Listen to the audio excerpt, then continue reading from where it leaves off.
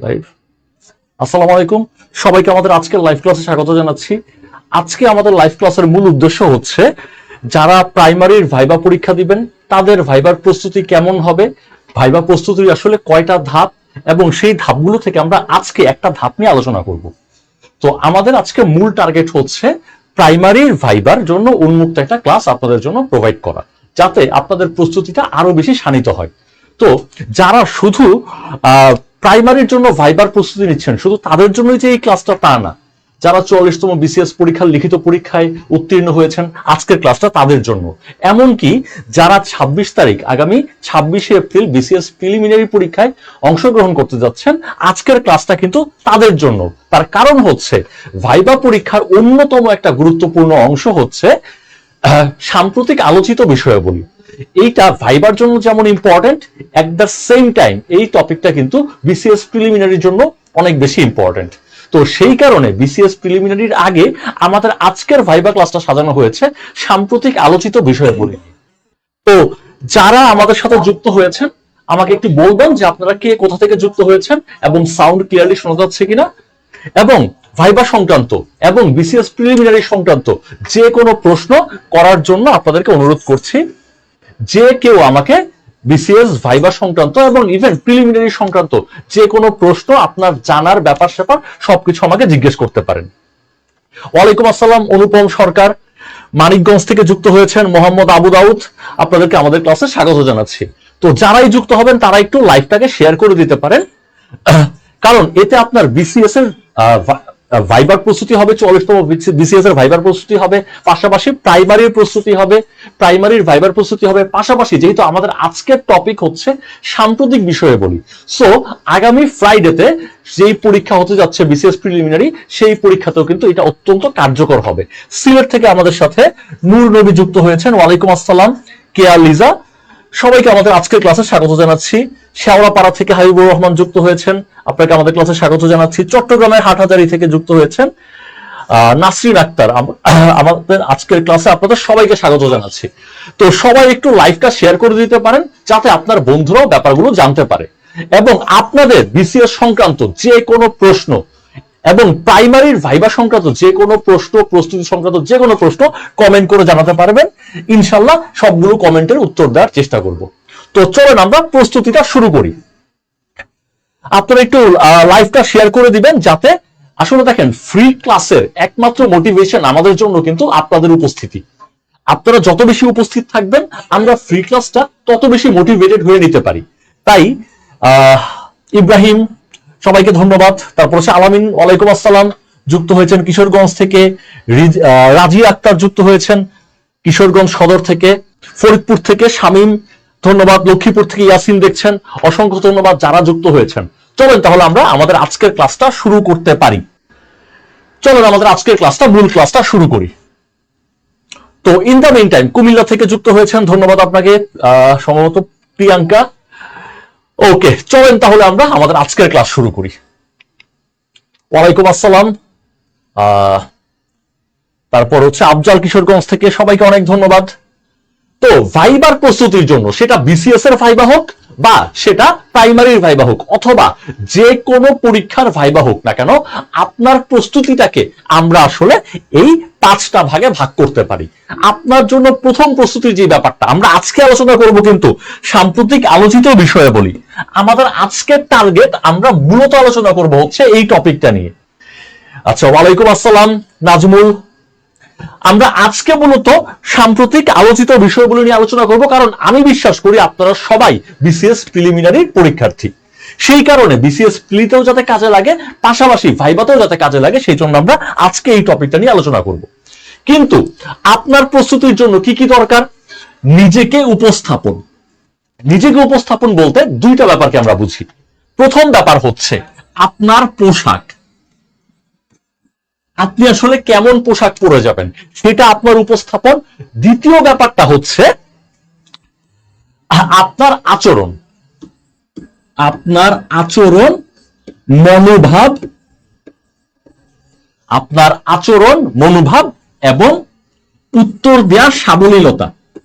উত্তর দেয়ার সাবলীলতা।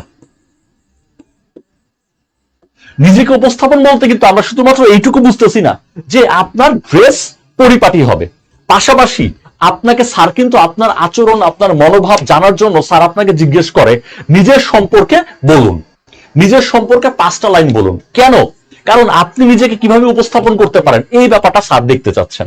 স্যার দেখবেন আপনাকে বিভিন্ন কন্ট্রোভার্সিয়াল টপিকে কোশ্চেন করবে। আপনি হয়তোবা হিজাব পরে গেছেন, তখন দেখবেন আপনাকে ধর্ম নিয়ে কন্ট্রোভার্সিয়াল কোশ্চেন করবে।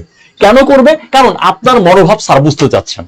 আপনি নিজেকে বিব্রতকর পরিস্থিতিতে কি করে মানিয়ে নিতে পারেন এই ব্যাপারটা কিন্তু স্যার দেখতে চাচ্ছেন। তারপর আপনি আসলে সব উত্তর দিতে পারবেন না, তো আপনি কতটুকু সাবলীল ভাবে না বলতে পারেন এই না বলার ক্ষমতাটাও স্যার কিন্তু দেখতে চাচ্ছেন। তার মানে নিজেকে উপস্থাপন করা, সেটা পোশাক দিয়ে, আচরণ দিয়ে, উত্তর দেওয়ার সাবলীলতা এবং মনোভাব, এই সবগুলো ব্যাপার নিয়ে কিন্তু নিজেকে উপস্থাপন করতে হবে। এই টপিকটার উপরে আমরা সেপারেট ক্লাস দিব। যেহেতু বিসিএস প্রিলিমিনারি পরীক্ষার সামনে, তাই আমাদের আজকের ফোকাস কিন্তু সাম্প্রতিক আলোচিত বিষয়াবলী নিয়ে। তারপর মুক্তিযুদ্ধ এবং বঙ্গবন্ধু নিয়ে আপনাকে অবশ্যই জানতে হবে। বাঙালি হিসাবে এটা আপনার নৈতিক দায়িত্ব, এবং আপনি আপনার দায়িত্বটা পালন করছেন কিনা সেটা দেখার জন্য কিন্তু ভাইবাতে আপনাকে এখান থেকে কোশ্চেন করা হবে। তারপর আপনি নিজ জেলা সম্পর্কে, নিজেকে সম্পর্কে, নিজের ব্যাপারটা সম্পর্কে কতটুকু সচেতন, সেজন্য আপনাকে আপনার জেলার পরিস্থিতি, আপনার জেলার গুরুত্বপূর্ণ স্থাপনা, আপনার জেলার গুরুত্বপূর্ণ ব্যক্তি, আপনার জেলার গুরুত্বপূর্ণ বিষয়াবলী সবকিছু নিয়ে আপনাকে জিজ্ঞেস করা হবে। এই ব্যাপারটা নিয়ে আমরা অন্য একটা ক্লাসে আলোচনা করব।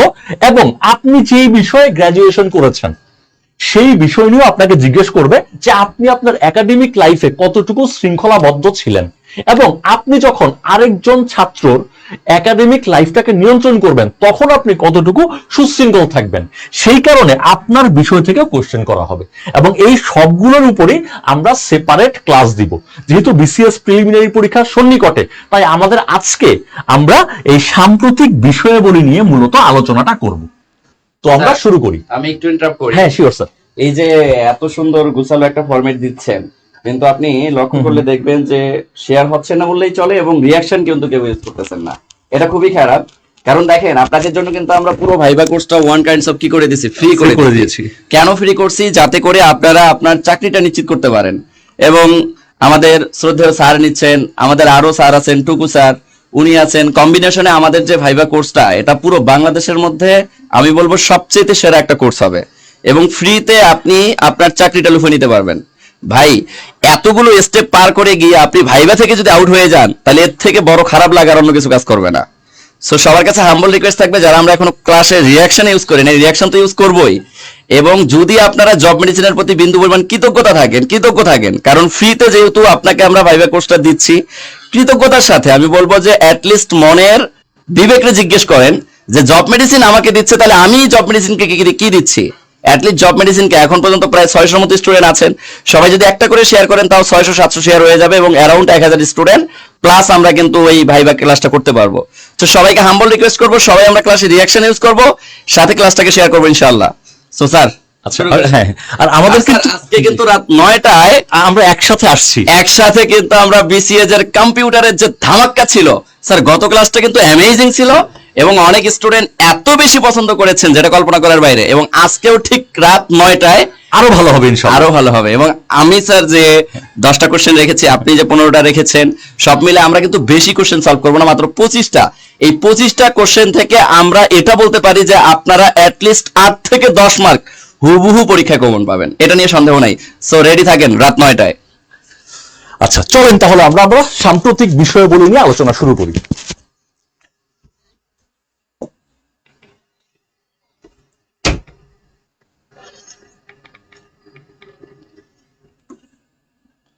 আচ্ছা, এই আমাদের প্রথম প্রশ্ন আপনাকে, বর্তমানে খুব বেশি আলোচিত বিষয় হচ্ছে দেশের অধরা সাংস্কৃতিক ঐতিহ্য নিয়ে। আপনাকে জিজ্ঞেস করতে পারে, সচেতন নাগরিক হিসাবে আপনি বলেন দেশের অধরা সাংস্কৃতিক ঐতিহ্য বর্তমানে কয়টি?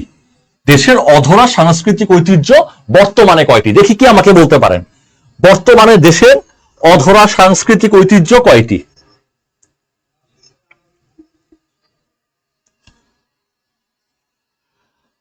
বর্তমানে অধরা সাংস্কৃতিক ঐতিহ্য কোনটি? দেখি আপনারা কে বলতে পারেন বর্তমানে অধরা সাংস্কৃতিক ঐতিহ্য কয়টি? ওয়ালাইকুম আসসালাম, ইসরাত জাহান আশা, তারপর হচ্ছে হাজমুন নাহার, তারপর হচ্ছে সাইফ সোহাগ, তারপর হচ্ছে সেলিম। রাইট, সবাই সঠিক উত্তর দিচ্ছেন। দেখি আর কে কে সঠিক উত্তর দিতে পারেন। আপনাদের উত্তর সঠিক। দেশের অধরা সাংস্কৃতিক ঐতিহ্য বর্তমানে কয়টা যদি আপনাকে জিজ্ঞেস করে, আপনার উত্তর হবে বিসিএস হোক বা সেটা ভাইবা পরীক্ষা হোক, আপনার উত্তর হবে 5টা। বিসিএস এর জন্য আপনাকে এইটুকুই জিজ্ঞেস করবে, এমসিকিউ এর জন্য যে দেশের অধরা সাংস্কৃতিক ঐতিহ্য কয়টি, আপনি 5টা উত্তর দিবেন, আপনার কাজ শেষ। কিন্তু ভাইবাতে কিন্তু ভাই আপনাকে জিজ্ঞেস করবে যে এই 5টার নাম বলেন, কারণ ভাইবা আপনাকে বলবে, আপনি যদি প্রথম উত্তরটা পারেন দেশের অধরা সাংস্কৃতিক ঐতিহ্য এখন কয়টা, 5টা বলছেন, তারপরেই স্যার জিজ্ঞেস করবে কোন 5টা। তাহলে আমাদের মনে রাখতে হবে কোন 5টা। আমি একটু লিখে দিচ্ছি। প্রথমটা হচ্ছে আমাদের বাউল গান, এটা কিন্তু আমাদের প্রথম অধরা সাংস্কৃতিক ঐতিহ্য। এটাও জিজ্ঞেস করতে পারে প্রথম অধরা সাংস্কৃতিক ঐতিহ্য কোনটি, আমরা আনসার দিব হচ্ছে বাউল গান। বাউল গান হচ্ছে আমাদের প্রথম আনসার। তারপর হচ্ছে মঙ্গল শোভাযাত্রা, এটাও কিন্তু অধরা সাংস্কৃতিক ঐতিহ্য। যেহেতু আপনাদের ভাইবাটা হবে পহেলা বৈশাখ মাসেই হবে বা জ্যৈষ্ঠ মাসে চলে যেতে পারে, তাহলে আপনাকে জিজ্ঞেস করতে পারে মঙ্গল শোভাযাত্রা কোন সম্মানে ভূষিত হয়েছে, অধরা সাংস্কৃতিক ঐতিহ্য মঙ্গল শোভাযাত্রা। তারপর হচ্ছে আপনাকে জিজ্ঞেস করতে পারে জামদানি। জামদানির এই বুনন কৌশলটা কিন্তু অধরা সাংস্কৃতিক ঐতিহ্য। জামদানিকে ধরা যায়, কিন্তু তার যে বুনন কৌশল সেটা কিন্তু ধরা যায় না, সেটা কিন্তু অধরা।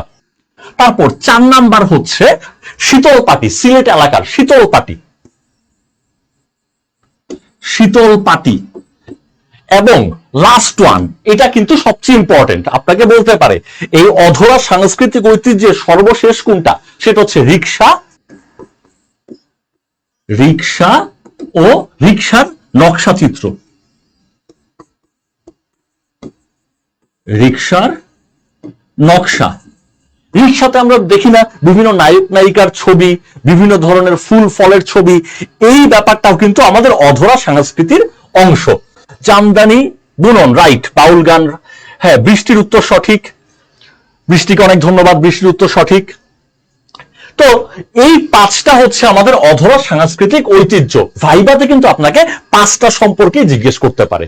প্রথম কোনটা, সেটা হচ্ছে আমাদের বাউল গান। সর্বশেষ কোনটা, সেটা হচ্ছে রিক্সা এবং রিক্সাতে যে নকশা করা হয়, রিক্সার শিল্পীরা যে নকশা করে, সেটা কিন্তু অধরা সাংস্কৃতিক ঐতিহ্য। দেখি আপনাদের কি অবস্থা। এই তো আমাদের কাছে আয়েশা সঠিক উত্তর দিয়েছেন, অসংখ্য ধন্যবাদ। বৃষ্টির উত্তর সঠিক ছিল, ইব্রাহিম। তারপর হচ্ছে যারা উত্তর দিচ্ছেন সবাইকে অসংখ্য ধন্যবাদ। আপনার যে কোনো কোয়ারি সম্পর্কে কিন্তু আমাকে কোয়েশ্চেন করতে পারেন। আমি পরের কোয়েশ্চেনটা চলে যাচ্ছি। যদি আমি পরের কোয়েশ্চেনটা চলে যাই, সাম্প্রতিক বিষয়ে বলি, খুবই মহাগুরুত্বপূর্ণ কোয়েশ্চেন হচ্ছে কারেন্সি সোয়াপ কি। বিসিএস প্রিলিমিনারি তো আপনি পেতে পারেন, ভাইবাতে আপনাকে জিজ্ঞেস করতে পারে কারেন্সি সোয়াপ ব্যাপারটা কি। কারেন্সি সোয়াপ ব্যাপারটা কি, যারা পারবো তারা কিন্তু বলে ফেলবো কারেন্সি সোয়াপ ব্যাপারটা কি। সাধারণত আন্তর্জাতিক বাণিজ্য কিভাবে হয়, আন্তর্জাতিক বাণিজ্যের জন্য ডলার ব্যবহৃত হয়। আন্তর্জাতিক বাণিজ্যের জন্য ডলার ব্যবহার করা হয়। আমি আপনার কাছ থেকে কোন একটা জিনিস কিনলাম বা আপনি আমার কাছ থেকে কোন একটা জিনিস কিনতেছেন, আমরা তো টাকা এই কারেন্সির মাধ্যমে আদান প্রদান করতেছি। কিন্তু ভাই, আমি জিনিসটা যদি পৃথিবীর অন্য কোনো দেশ থেকে কিনতে যাই, তখন কিন্তু আমাকে ডলার দিয়ে কিনতে হবে। তাহলে আন্তর্জাতিক মুদ্রা হচ্ছে এই ডলার। আইএমএফ নামের প্রতিষ্ঠান, তারা শুধু ডলার না, 5টা মুদ্রাকে আন্তর্জাতিক মুদ্রার সম্মান দিয়েছে, যাদেরকে তারা এসডিআর বলে, স্পেশাল ড্রয়িং রাইটস। এই এসডিআর কারা বলে, আইএমএফ বলে। এখান থেকে বিসিএস এ কোয়েশ্চেন আসছে। তো এই এসডিআর হচ্ছে 5টা। একটা হচ্ছে ডলার, মানে আন্তর্জাতিক ব্যবসা বাণিজ্য আপনি করতে পারবেন মূলত ডলার দিয়ে। ডলার ছাড়াও আইএমএফ 5টা মুদ্রাকে স্বীকৃতি দিছে। 1 নাম্বার হচ্ছে ডলার, 2 নাম্বার হচ্ছে ইউরো, 3 নাম্বার হচ্ছে পাউন্ড, পাউন্ড স্টার্লিং সংক্ষেপে পাউন্ড বলে সবাই, আমিও পাউন্ড বললাম।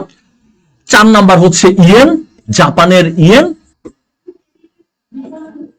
আর 5 নাম্বার হচ্ছে চায়নার ইউয়ান বা রেনমিনভি। এই পাঁচটা হচ্ছে আইএমএফ এর স্বীকৃত এসডিআর, স্পেশাল ড্রয়িং রাইটস, বা বাণিজ্য করার জন্য পাঁচটা মুদ্রা। খুব ভালো কথা। তাহলে কারেন্সি সোয়াপ ব্যাপারটা কি?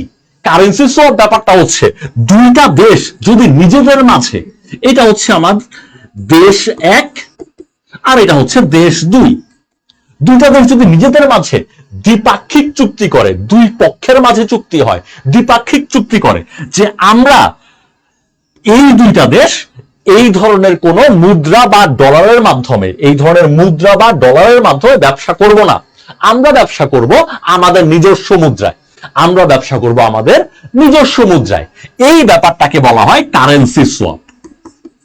এই দুইটা দেশ নিজস্ব মুদ্রায় ব্যবসা করবে, তারা ডলার দিয়েও ব্যবসা করবে না, বা আইএমএফ এর বেঁধে দেওয়া পাঁচটা এসডিআর বা স্পেশাল মুদ্রার মাধ্যমে ব্যবসা করবে না।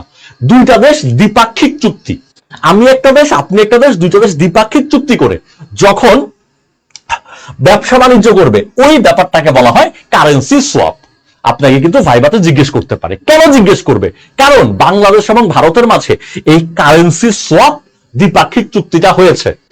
আমরা বাংলাদেশ এবং ভারত আমরা কিন্তু এই রুপি এবং টাকার মাধ্যমে পণ্য আদান প্রদান করতে পারবো। আমাদের সাথে ভারতের, বাংলাদেশ ভারত থেকে 2 মিলিয়ন ডলারের পণ্য নিয়ে আসে, আর ইন্ডিয়া, উল্টা বলতেছি, সরি, বাংলাদেশ 2 মিলিয়ন ডলার রপ্তানি করে, বাংলাদেশ ভারতে পাঠায় দেয় 2 মিলিয়ন ডলার, আর ইন্ডিয়া বাংলাদেশে পাঠায় হচ্ছে 14 থেকে 15 বিলিয়ন, সরি এটা বিলিয়ন, 14 থেকে 15 বিলিয়ন ডলার। আরেকবার একটু ফ্রেশ করে লিখে দেই, বাংলাদেশ 2 বিলিয়ন রপ্তানি করে, আর বাংলাদেশ আমদানি লিখি, বাংলাদেশের প্রেক্ষাপটে লিখি 14 থেকে 15 বিলিয়ন আমদানি করে। তাহলে এই যে 2 বিলিয়ন রপ্তানি হচ্ছে, 14 থেকে 15 বিলিয়ন আমদানি হচ্ছে, তাহলে 2 বিলিয়ন, দেখেন 2 বিলিয়নটা কিন্তু আমরা টাকায় বা রুপিতে করতে পারি, আমরা রুপিতে করতে পারি, আর বাকি যতটুকু আছে সেটা আমরা ডলারে করব। তাহলে 2 বিলিয়ন ব্যবসা আমদানি এবং রপ্তানি, সেটা আমরা করব আমাদের নিজস্ব মুদ্রায়, আমাদের এবং ভারত আমাদের চুক্তি অনুযায়ী টাকা এবং রুপির মাধ্যমে করব। এই ব্যাপারটাকে বলা হয় কারেন্সি সোয়াপ। তো এটা নিয়ে আপনাকে জিজ্ঞেস করতে পারে, নিজস্ব মুদ্রায় ব্যবসা, রাইট, এক্স্যাক্টলি, নিজস্ব মুদ্রায় ব্যবসা, দ্বিপাক্ষিক চুক্তির মাধ্যমে, আন্তর্জাতিক মুদ্রার মাধ্যমে ব্যবসা না, এই ব্যাপারটাকে বলা হয় কারেন্সি সোয়াপ। আপনাকে কিন্তু ভাইবাতে জিজ্ঞেস করতেই পারে, যেহেতু আমরা 2023 সালে দ্বিপাক্ষিক চুক্তির মাধ্যমে বাংলাদেশ এবং ভারত এই কারেন্সি সোয়াপের ব্যাপারটা ঘটিয়েছে, সেই জন্য এখান থেকে কোশ্চেন করেই ফেলতে পারে। আচ্ছা, এই মাত্র জাবির ক্লাসে কানেক্টেড হয়েছেন, আপনাকে আমাদের ক্লাসে স্বাগত জানাচ্ছি। আমরা আজকে আলোচনা করছি সাম্প্রতিক বিষয়াবলী নিয়ে। কেন সাম্প্রতিক বিষয়াবলী নিয়ে? কারণ সাম্প্রতিক বিষয়াবলী নিয়ে আপনাকে ভাইবাতেও জিজ্ঞেস করবে, আপনি 44তম বিসিএস এর ভাইবা প্রার্থী হন, বা প্রাইমারির ভাইবা প্রার্থী হন, অথবা বিসিএস প্রিলিমিনারি প্রার্থী হন, সবার জন্য সাম্প্রতিক বিষয়াবলী এখন মহা গুরুত্বপূর্ণ। চলেন তাহলে আমরা পরের কোশ্চেনটাই যাই। পরের কোশ্চেন আমাদের কি বলতেছে, ষষ্ঠ জনশুমারির বিশেষত্ব কি? আমরা তো আগে আদমশুমারি বলতাম, বর্তমানে বলা হয় জনশুমারি এবং গৃহগণনা, বর্তমানে বলা হয় জনশুমারি এবং গৃহগণনা। তো আপনাকে জিজ্ঞেস করতে পারে যে গত বছরই তো আমাদের জনশুমারি জুন মাসে, গত বছরের জুন মাসে অর্থাৎ 2023 জুনে আমরা জনশুমারি ও গৃহগণনা সম্পূর্ণ করলাম। আপনাকে জিজ্ঞেস করতে পারে অন্যান্য জনশুমারি এবং গৃহগণনা থেকে এই জনশুমারি এবং গৃহগণনার, ষষ্ঠ জনশুমারি এবং গৃহগণনার পার্থক্যটা কি, বা স্পেশালিটি কি, বা বিশেষত্ব কি? আগেও তো আমরা আদমশুমারি করছি, আর এইবার আমরা করলাম জনশুমারি ও গৃহগণনা। আগের সাথে বর্তমানের পার্থক্য কি, বা বর্তমানের বিশেষত্ব কি? দেখি কি আমাকে বলতে পারে। হ্যাঁ, কারেন্সি সোয়াপ বলতে বোঝায়, হাজমুন নাহার আয়শাকে অনেক ধন্যবাদ। উনি লিখে দিচ্ছেন দ্বিপাক্ষিক চুক্তির মাধ্যমে নিজস্ব মুদ্রায় ব্যবসা করাকে কারেন্সি সোয়াপ বলে। এক্স্যাক্টলি। এবং ইম্পর্টেন্ট তার কারণটা হচ্ছে বাংলাদেশ এই ঘটনা ঘটিয়েছে। শরীফুলের কাছ থেকে পাচ্ছি ডিজিটাল। এক্স্যাক্টলি শরীফুল, ধন্যবাদ আপনাকে, অসংখ্য ধন্যবাদ। ষষ্ঠ জনশুমারির বিশেষত্ব কি? ডিসি স্যার আপনাকে কোশ্চেন করলে ডিসি স্যারকে আপনি বলবেন, স্যার প্রথম বৈশিষ্ট্য হচ্ছে ডিজিটাল পদ্ধতিতে জনশুমারিটা হয়েছে। আমরা নাসার সহায়তা নিছি, স্যাটেলাইটের সহায়তা নিচ্ছি। আমরা শুধুমাত্র বাড়ি গিয়ে গিয়ে গণনা করি নাই, আমরা নাসার সহায়তা, স্যাটেলাইটের সহায়তা নিয়ে আমরা এই জনশুমারিটা করছি। তাহলে প্রথম বৈশিষ্ট্য হচ্ছে ডিজিটাল পদ্ধতি আমরা অবলম্বন করছি। প্রথম বৈশিষ্ট্য আমাকে বলতে পারছেন একজন, শরীফ বলতে পারছেন, শরীফকে অনেক ধন্যবাদ। সিনথিয়া বলছেন গৃহগণনা। গৃহগণনা এটা নাম, জনশুমারি ও গৃহগণনা, কিন্তু এটা বৈশিষ্ট্য না, বিশেষত্ব না, অন্যান্য বারের সাথে পার্থক্য না। হ্যাঁ, এটা একটা পার্থক্য যে ডিজিটাল পদ্ধতি স্যাটেলাইটের মাধ্যমে আমরা দেখছি। খুব ভালো কথা উর্মি, সবাই ডিজিটালটাই বলতেছেন। আর কে কি বলতে পারেন? আরো পার্থক্য আছে, আরো পার্থক্য আছে। আমরা কিন্তু এইবারই তৃতীয় লিঙ্গের মানুষকে গণনা করছি। আগে কিন্তু আমরা তৃতীয় লিঙ্গের মানুষ যারা ছিল তাদেরকে হিসাব নিকাশ করতাম না, তাদেরকে আমরা কাউন্ট করতাম না। আমরা কিন্তু এই ষষ্ঠ জনশুমারিতে পুরুষদের গণনা করেছি, নারীদেরও গণনা করেছি, যারা তৃতীয় লিঙ্গ তারাও হিসাবের মধ্যে আসছে। তাহলে তৃতীয় লিঙ্গের মানুষদের অন্তর্ভুক্ত করা, তৃতীয় লিঙ্গের মানুষদেরকে আমরা অন্তর্ভুক্ত করছি, তাদেরকে আমরা গুনবো। এটা হচ্ছে দ্বিতীয় বৈশিষ্ট্য। তারপর দেখি স্বল্প সময়ে গণনা, জিপিএস। হ্যাঁ, জিপিএস প্রযুক্তি, স্বল্প সময়ে গণনা, এটা কিন্তু ইম্পর্টেন্ট না। খানা হিসাব সেটা আলাদা হিসাব, জনশুমারির হিসাব না। তারপর আরেকটা গুরুত্বপূর্ণ বিষয় যেটা, সেটা হচ্ছে আমরা বর্ষাকালে এই জনশুমারিটা করছি। এর আগে কিন্তু কখনো বর্ষাকালে জনশুমারি করা হয় নাই।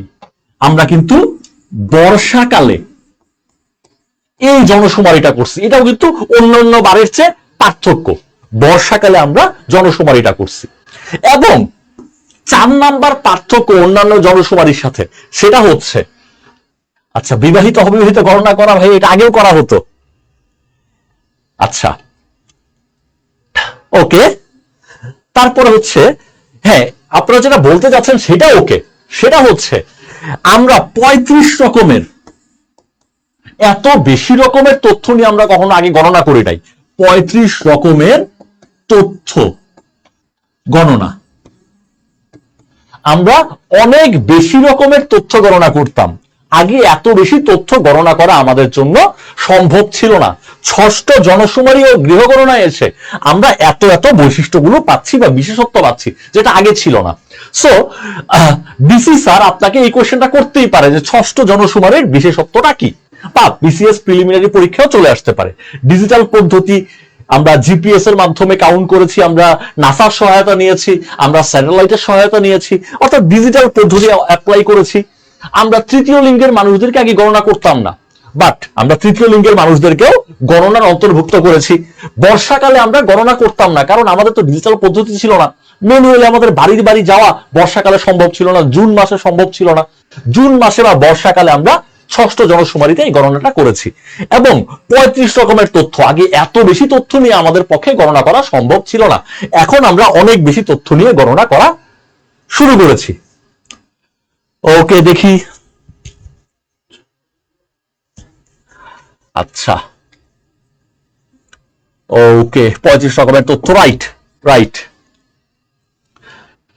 হ্যাঁ হ্যাঁ, সবাইকে অনেক ধন্যবাদ। তার মানে আমরা এই ব্যাপারটা যদি ডিসি স্যার আমাদেরকে জিজ্ঞেস করে বা বিসিএস ভাইভাতে আমাদেরকে যদি মেম্বার স্যার জিজ্ঞেস করে, আমরা হোপফুলি পারবো। এবং যদি বিসিএস প্রিলিমিনারিতেও জিজ্ঞেস করে, আগামী শুক্রবার আমরা ইনশাল্লাহ পারবো। তারপর আপনাকে জিজ্ঞেস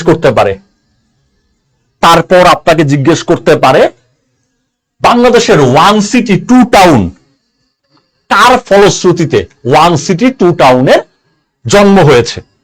1 সিটি বাট 2 টাউন, এই ব্যাপারটা আসলে কার সাথে জড়িত, এই ব্যাপারটা কার সাথে জড়িত, স্পেশালি এই কোশ্চেনটা খুব ইম্পর্টেন্ট যারা চট্টগ্রামের স্টুডেন্ট, ঢাকা এবং চট্টগ্রাম বিভাগের স্টুডেন্টদের ভাইবা হবে, যারা চট্টগ্রাম জেলার তাদের জন্য এটা মহা গুরুত্বপূর্ণ প্রশ্ন। চট্টগ্রাম জেলার স্টুডেন্টদের জন্য মহা গুরুত্বপূর্ণ প্রশ্ন, ওয়ান সিটি টু টাউন কোনটি, বা ওয়ান সিটি টু টাউন কার কারণে জন্ম হয়েছে? ওয়ান সিটি টু টাউন, এই তো আমি উত্তর পেয়ে যাওয়া শুরু করেছি। সেটা হচ্ছে সামজিদ আক্তার বলছেন কর্ণফুলী টানেল, আশারাজ বলছেন কর্ণফুলী টানেল। দেখেন ভাইয়া, আপনাকে কিন্তু নিজেকে সুন্দর করে উপস্থাপন করতে হবে। সুন্দর করে উপস্থাপন করার একটা ওয়ে হচ্ছে স্মার্ট ভাবে উত্তরটা দেয়া। স্মার্ট উত্তর কি? স্মার্ট উত্তর হচ্ছে পুরা নামটা বলা। দেখি কেউ আমাকে পুরো নামটা বলতে পারতেছেন কিনা। কর্ণফুলী টানেল বললে কিন্তু স্যার, ডিসি স্যার খুব বেশি খুশি হবে না, আমাদের কিন্তু ডিসি স্যারকে খুশি করতে হবে। দেখি কে আমাকে আরো সঠিক উত্তরটা বলতে পারে। কর্ণফুলী টানেল বললে হবে, কিন্তু ডিসি স্যারকে খুশি করার জন্য কি বলতে হবে? স্মার্ট উত্তর কোনটা হবে? সবচেয়ে স্মার্ট উত্তর কোনটা হবে? সবচেয়ে স্মার্ট উত্তর হচ্ছে পুরা নামটা বলা। পুরা নামটা হচ্ছে বঙ্গবন্ধু শেখ মুজিবুর রহমান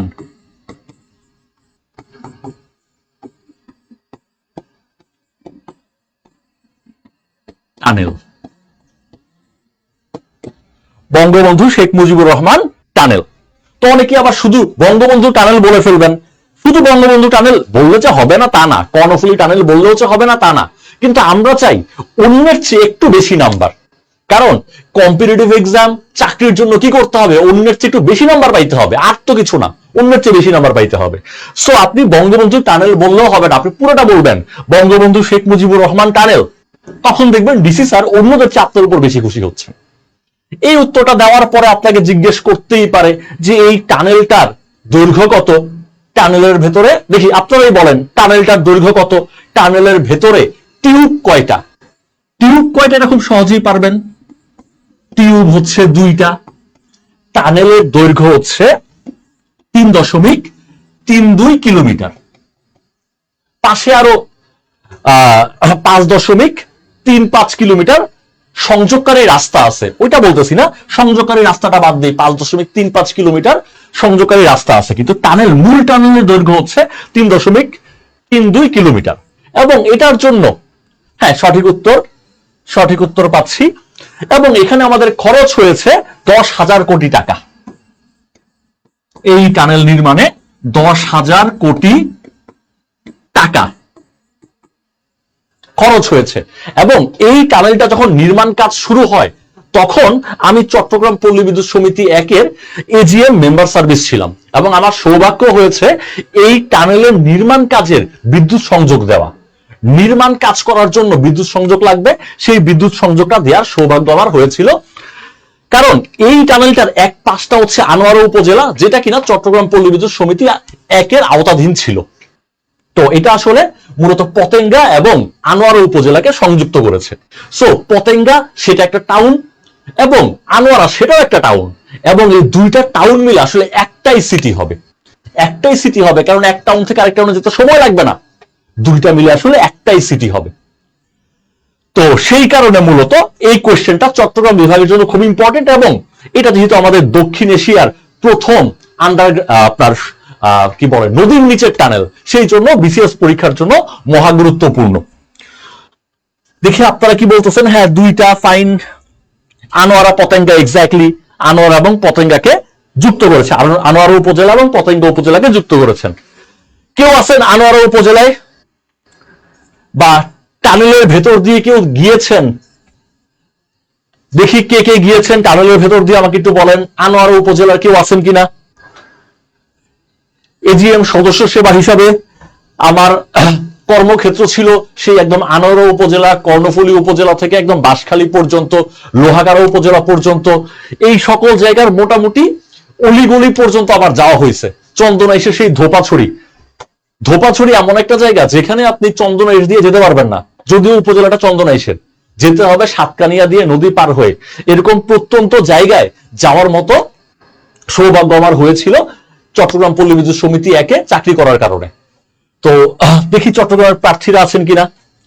আমার পড়াশোনা ছিল চট্টগ্রামে, চট্টগ্রাম প্রকৌশল প্রযুক্তি বিশ্ববিদ্যালয়ে। আমি আমার জীবনের 8টা বছর কাটিয়েছি চট্টগ্রামে, 4 বছর চাকরি এবং 4 বছর পড়াশোনার কারণে।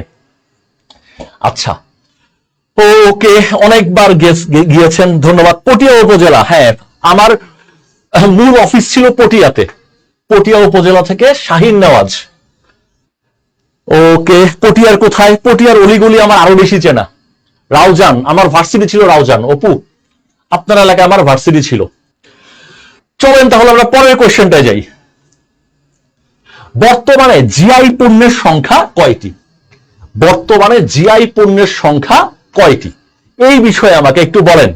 জিআই পণ্যের সংখ্যা, রাঙ্গুনিয়া থেকে যুক্ত হয়েছেন আনিসা, ধন্যবাদ আপনাকে। ওকে, এখন আমাকে বলেন বর্তমানে জিআই পণ্য কয়টি? আমরা কিন্তু জিআই পণ্য তত্তর করে বাড়িয়েছি। জুবাইর রহমান, আপনি পেছনে পড়ে আছেন। 24টা না, এখন আর 24টা না, আমরা 24টার যুগে নাই। আমাদের এখন বর্তমানে জিআই পণ্য কয়টা? বর্তমানে জিআই পণ্য হচ্ছে 31টি। অনেকেই সঠিক উত্তর দিচ্ছেন। বোয়ালখালী, জান্নাতুন নেসা, বোয়ালখালীর অনেক স্মৃতি রয়েছে আমার। শতভাগ বিদ্যুতায়ন হয়েছিল বাংলাদেশে 13ই আগস্ট 2016 সালে। আমি চাকরিতে যোগদান করি 7 এপ্রিল 2016 এবং 13ই আগস্ট 2016 সালে প্রথম যে 6টা উপজেলা শতভাগ বিদ্যুতায়ন হয়। এখান থেকে কোশ্চেন করতে পারে আপনাকে যে প্রথম শতভাগ বিদ্যুতায়িত উপজেলা, বাংলাদেশের প্রথম কনসেপ্ট আসে শতভাগ বিদ্যুতায়িত উপজেলা। সেই 6টা উপজেলার একটা উপজেলা হচ্ছে বোয়ালখালী এবং আমার তারিখটাও মনে আছে, সেটা ছিল 13ই আগস্ট 2016 সালে। এবং আপনারা যে চট্টগ্রাম ডিসি অফিসে ভাইবা দিতে যাবেন সেখানেই মূলত আমরা প্রোগ্রামটা করেছি এবং সেই কারণে মোটামুটি 13ই আগস্ট, পুরো আগস্ট মাসটাই, আগস্টের 1 তারিখ থেকে 13 তারিখ পর্যন্ত মনে হয় না কোনোদিন 3 ঘন্টার বেশি ঘুমানো সম্ভব ছিল। ওকে, তাহলে আমাদের বর্তমানে জিআই পণ্যের সংখ্যা 31টি। জিআই পণ্যের সংখ্যা 31টি, আমরা এটা পারবো। এই সংখ্যাটাই ইম্পর্টেন্ট ছিল। এখন আর পণ্য ইম্পর্টেন্ট না, কারণ এত এত পণ্য, সেই জন্য এখন আর পণ্য ইম্পর্টেন্ট না। ওকে, না মুক্তাগাছার মনটা এখন আর সর্বশেষ না, তারপরেও অনেক জিনিস চলে এসেছে সর্বশেষ, এখন আর জিজ্ঞেস করবেন আপনাকে। তারপর স্বাধীনতা পুরস্কার থেকে আপনাকে একটা কোয়েশ্চেন করতে পারে, যেহেতু বর্তমানে আগুনের ব্যাপার স্যাপার খুব ভাইটাল হয়ে যাচ্ছে বেইলি রোডে। আমার বাসা বেইলি রোডের একদম কাছে, শান্তিনগর মোড়ে। তো সেই বেইলি রোডে 29 ফেব্রুয়ারি লিপিয়ারে 2024 সালে সেখানে একটা ভয়াবহ আগুন দুর্ঘটনা ঘটে, একটা ভবন সম্পূর্ণরূপে ভেঙে যায়। তো সেই ব্যাপারটাই আমরা সেটার উপরে ফোকাস করে এই কোশ্চেনটা স্যার আপনাকে জিজ্ঞেস করতে পারে যে জনসেবা বা সমাজ সেবায় কোন প্রতিষ্ঠানটি 2023 সালে স্বাধীনতা পুরস্কার লাভ করে? জনসেবায় বা সমাজ সেবায় কোন প্রতিষ্ঠানটা 2023 সালে স্বাধীনতা পুরস্কার লাভ করে? কারা স্বাধীনতা পুরস্কার লাভ করে? 2023 স্বাধীনতা পুরস্কার 24-এ দেওয়া হয়েছে। আচ্ছা, জাবেদুর রহমান বলছেন বাংলাদেশ ফায়ার সার্ভিস। এক্স্যাক্টলি, এইটুকু কিন্তু আমাদের এমসিকিউ এর জন্য ইম্পর্টেন্ট। কিন্তু ভাই আপনি যখন ডিসি স্যারের কাছে উত্তরটা দিবেন, ডিসি স্যার যখন আপনাকে জিজ্ঞেস করবে যে, অথবা আপনি যদি বিসিএস এর ভাইবা দেন, আপনাকে যখন পিএসসির মেম্বার স্যার জিজ্ঞেস করবেন, পিএসসির ভাইবাতে কিন্তু মেম্বার স্যার থাকেন ওই ভাইবা বোর্ডের চেয়ারম্যান এবং একজন থাকেন প্রশাসন ক্যাডারের কর্মকর্তা, যিনি যুগ্ম সচিবের নিচে নয়, অর্থাৎ যুগ্ম সচিবের উপরে, যুগ্ম সচিব বা তার উপরে একজন প্রশাসন ক্যাডারের কর্মকর্তা থাকেন সাধারণত, আরেকজন থাকে হচ্ছে বিষয়ভিত্তিক এক্সপার্ট। তো উনারা যদি আপনাকে জিজ্ঞেস করে যে জনসেবা বা সমাজ সেবায় কোন প্রতিষ্ঠানটা স্বাধীনতা পুরস্কার 2023 লাভ করে, তখন কিন্তু আমাদের পুরা নামটা সুন্দরভাবে দিতে হবে। তখন আমরা শুধু ফায়ার সার্ভিস দিলে কিন্তু ভাইয়া হবে না, তখন আমাদেরকে বলতে হবে ফায়ার সার্ভিস ও সিভিল ডিফেন্স। নামটা সুন্দর করে বলতে হবে, ফায়ার, এবং সুন্দর করে বলতে পারলে আপনি জানেন ফায়ার সার্ভিস, কিন্তু যদি আপনি সুন্দর করে বলতে পারেন তাহলে কিন্তু আরেকজনের চেয়ে আপনার নাম্বারটা বাড়বে এবং আপনার একমাত্র টার্গেট হচ্ছে আরেকজনের চেয়ে নাম্বার বেশি পাওয়া। ফায়ার সার্ভিস ও সিভিল ডিফেন্স,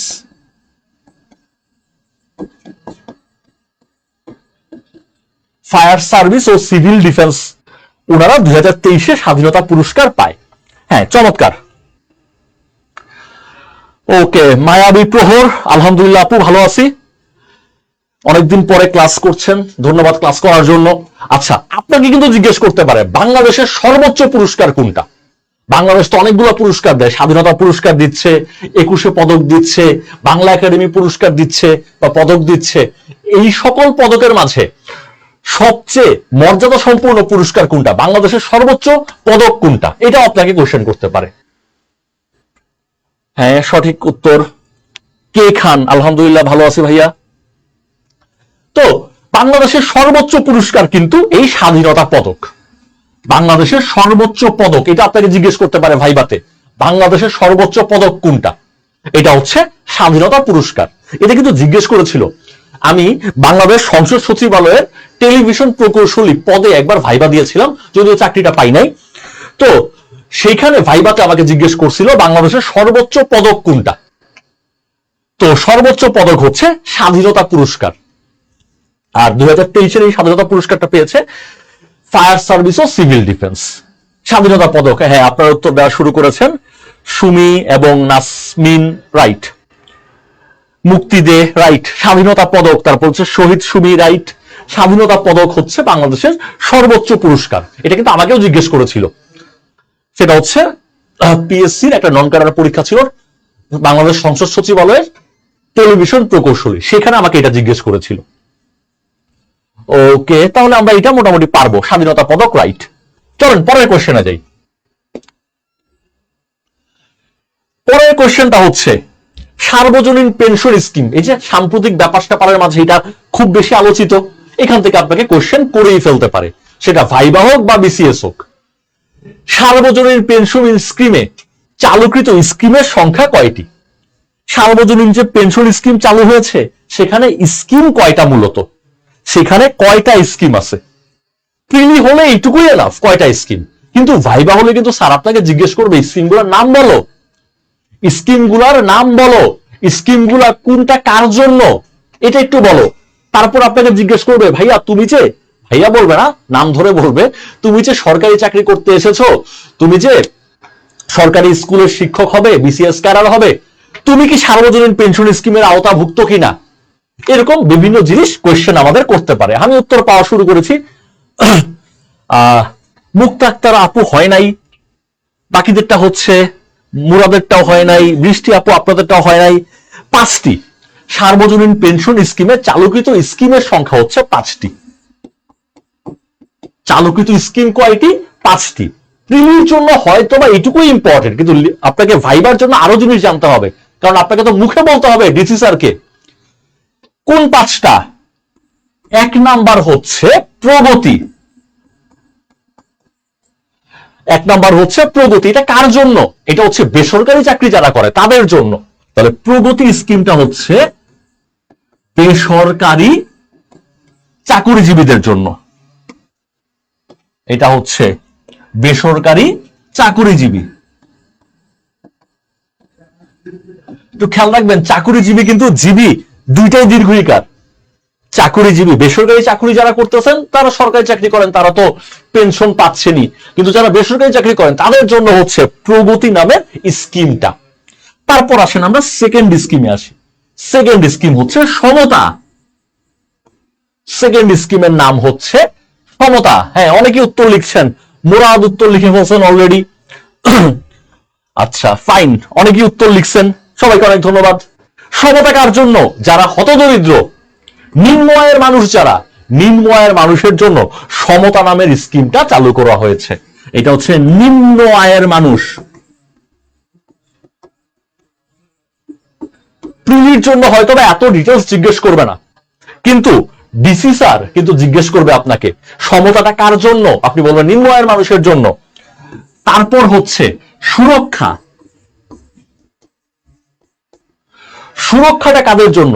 সুরক্ষা হচ্ছে যারা ক্ষুদ্র উদ্যোক্তা, যারা ছোট ছোট উদ্যোক্তা, তাদের জন্য হচ্ছে সুরক্ষা। এটাকে আমরা বলতে পারি কি, ক্ষুদ্র উদ্যোক্তা না বলে আমরা বলতে পারি স্বকর্মসংস্থান যারা করে, যারা স্বকর্মসংস্থান, নিজের কর্মসংস্থান নিজেই করে, তাদের জন্য আছে সুরক্ষা নামের পেনশন স্কিমটা।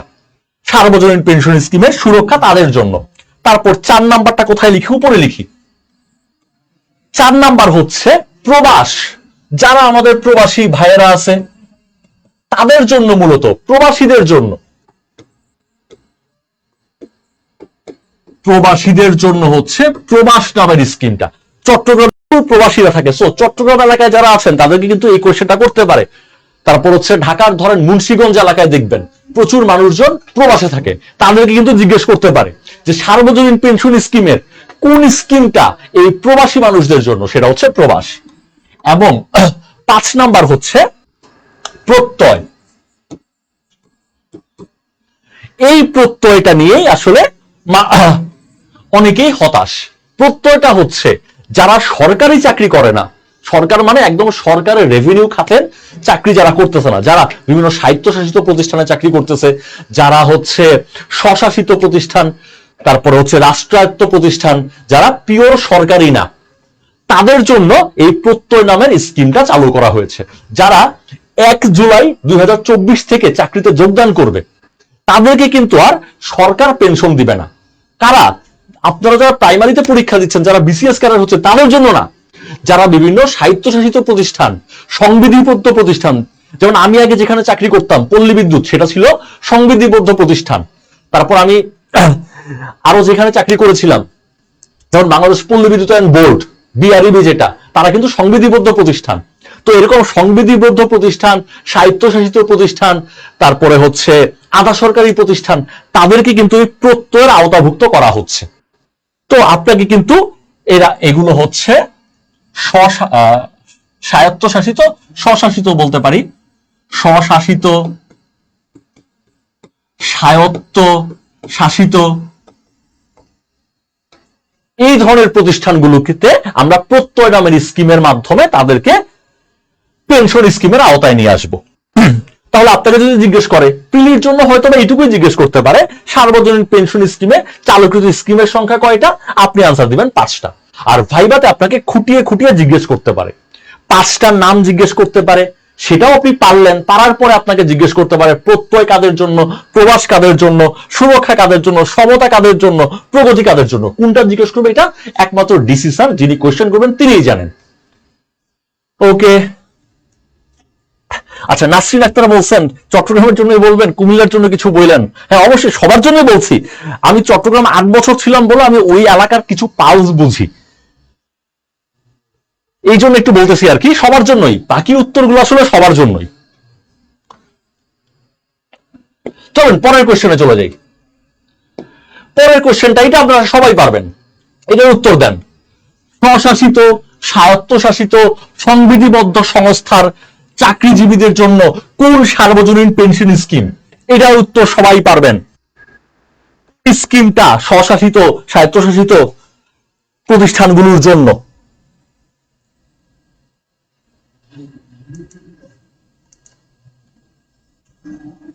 এটার উত্তর অলরেডি বলে দিয়েছি, এটা সবাই পারবেন।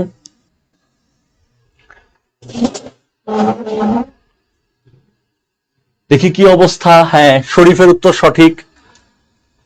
আচ্ছা, আর জেলা ধরে ধরে আমরা যে গাজীপুর নিয়ে, গাজীপুরের ইতিহাস, তারপরে হচ্ছে গাজীপুরের নামের রহস্য, কুমিল্লার ইতিহাস, সবকিছু নিয়ে আমরা বলবো।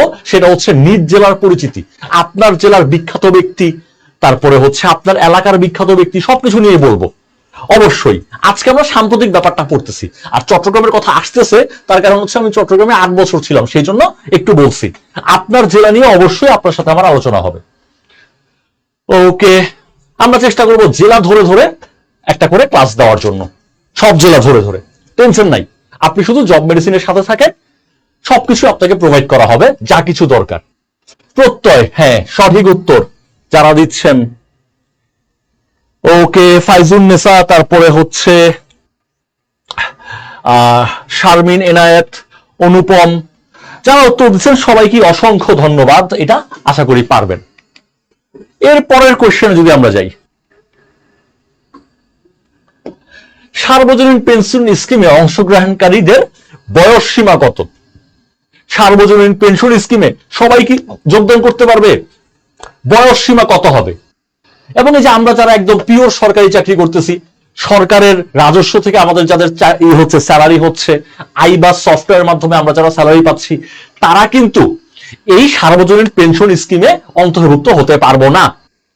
আর যারা হতে পারবেন তারাও কিন্তু তাদের বয়স যদি 60 বছর হয়ে যায়, 52 বছর হয়, বা সে যদি 16 বছরের তরুণ হয়, বা রবীন্দ্রনাথের পছন্দের ষোড়শী হয়, সে কিন্তু সার্বজনীন পেনশন স্কিমে অন্তর্ভুক্ত হতে পারবে না।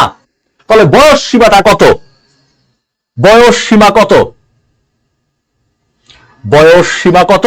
মুরাদের কাছ থেকে আমরা উত্তর পেয়েছি। আর কে বলতে পারবেন? এই যে আপনাকে বলেছি, আপনি যদি ষোড়শী হন, আপনি কিন্তু এই সার্বজনীন পেনশন স্কিমের অংশীদার হতে পারবেন না। আপনি যদি 55 বছর বয়সী তরুণ উদীয়মান হন, বা আপনি যদি মহেন্দ্র সিং ধোনির বয়স হন, কোনটা পারবেন? হ্যাঁ, ধোনির বয়স হলে আপনি পারবেন। তাহলে বয়স সীমা হচ্ছে 18 থেকে 50। 18 থেকে 50 বছর বয়সীরা এখানে যুক্ত হতে পারবেন। অনূর্ধ্ব, জাবেদ বলছেন অনূর্ধ্ব না, অনূর্ধ্ব না। আপনি যদি 10 বছর বয়সী বালক হন, আপনার জন্য সেটা সম্ভব না।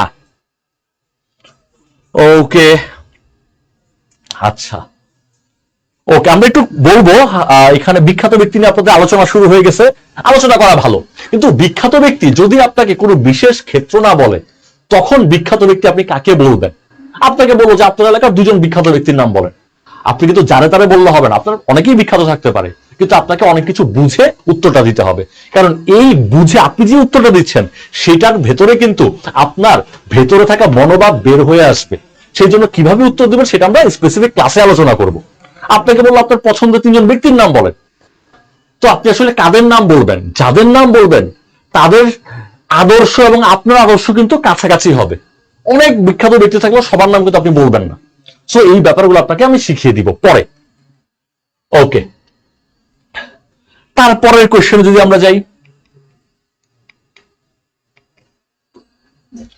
কোন দেশ থেকে, এটাও খুব ইম্পর্টেন্ট, কোন দেশ থেকে আমরা সর্বোচ্চ রেমিটেন্স অর্জন করি? আমরা তো আসলে ডলার সংকটে পড়েছি, তার পেছনে কিন্তু অন্যতম কারণ রেমিটেন্স আসা কমে গেছে। তার কারণ কিন্তু রেমিটেন্স আসা কমে গেছে। এই জাভেদুর রহমান, উত্তর বুঝে শুনে দিতে হবে। বিখ্যাত ব্যক্তি অনেক থাকবে, কিন্তু আপনি কার কার ব্যাপারটা উত্তরে দিবেন, সেই ব্যাপার নিয়ে, সেই ট্রিক্স নিয়ে কিন্তু আমি পরে আলোচনা করব। বিখ্যাত হইলেই বলে দেওয়া যাবে না, কারণ আপনি কোন বিখ্যাত ব্যক্তির নাম বলতেছেন সেটার উপরে ডিপেন্ড করবে আপনি আপনার ভেতরে কি পোষণ করেন। আচ্ছা, হ্যাঁ, উত্তর পাচ্ছি। এটা খুবই গুরুত্বপূর্ণ প্রশ্ন। উত্তর হচ্ছে সৌদি আরব।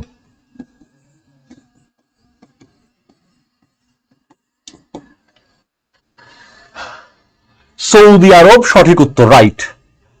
না, আশারাজ হয় নাই, দুবাই না, সৌদি আরব হবে আমাদের সঠিক উত্তর। আমরা উৎস না বলে দিলে আমরা অবশ্যই উত্তর দিব অর্থনৈতিক সমীক্ষা অনুযায়ী, এবং অর্থনৈতিক সমীক্ষা 2023 হচ্ছে আমাদের রেফারেন্স। অর্থনৈতিক সমীক্ষা 2023 অনুযায়ী সর্বোচ্চ রেমিটেন্স আসে হচ্ছে আমাদের সৌদি আরব থেকে। সৌদি আরব থেকে সর্বোচ্চ রেমিটেন্স আসে। এটাও ভাইবার জন্য খুব বেশি ইম্পর্টেন্ট, কারণ আমাদের ডলার সংকট থেকে মুক্তি পেতে হবে, সেই জন্য রেমিটেন্স খুব জরুরি। ওকে, আপনারা সঠিক উত্তর দিচ্ছেন এবং এই কারণে আপনাদের অসংখ্য ধন্যবাদ।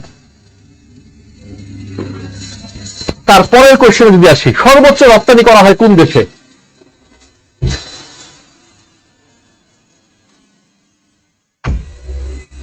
সর্বোচ্চ রপ্তানি করা হয় কোন দেশে?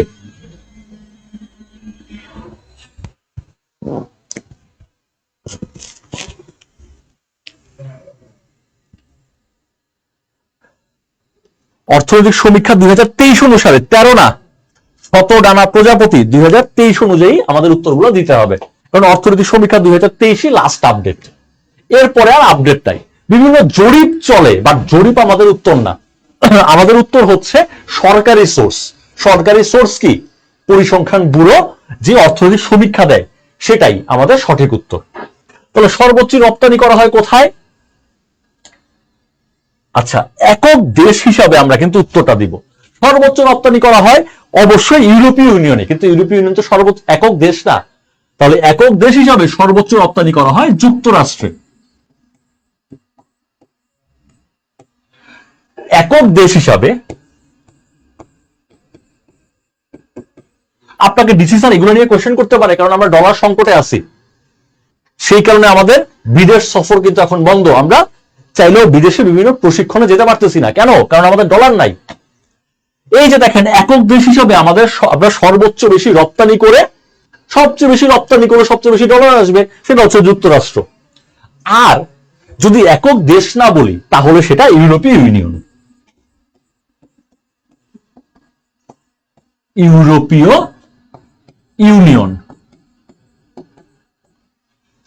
ইউনিয়ন আমরা সর্বোচ্চ রপ্তানি করি, কিন্তু ইউরোপীয় ইউনিয়ন তো একটা দেশ না। সংগঠন হিসাবে ইউরোপীয় ইউনিয়নের সবচেয়ে বেশি রপ্তানি করা হয়, একক দেশ হিসাবে যুক্তরাষ্ট্রের সবচেয়ে বেশি রপ্তানি করা হয়। এক্স্যাক্টলি। আর ইউরোপীয় ইউনিয়নের ভেতরে জার্মানিতে সবচেয়ে বেশি রপ্তানি করা হয়। ইউরোপীয় ইউনিয়নে তো অনেক দেশ আছে, সবচেয়ে বেশি রপ্তানি করা হয় জার্মানিতে। ইউ, রাইট, ইউ সঠিক উত্তর।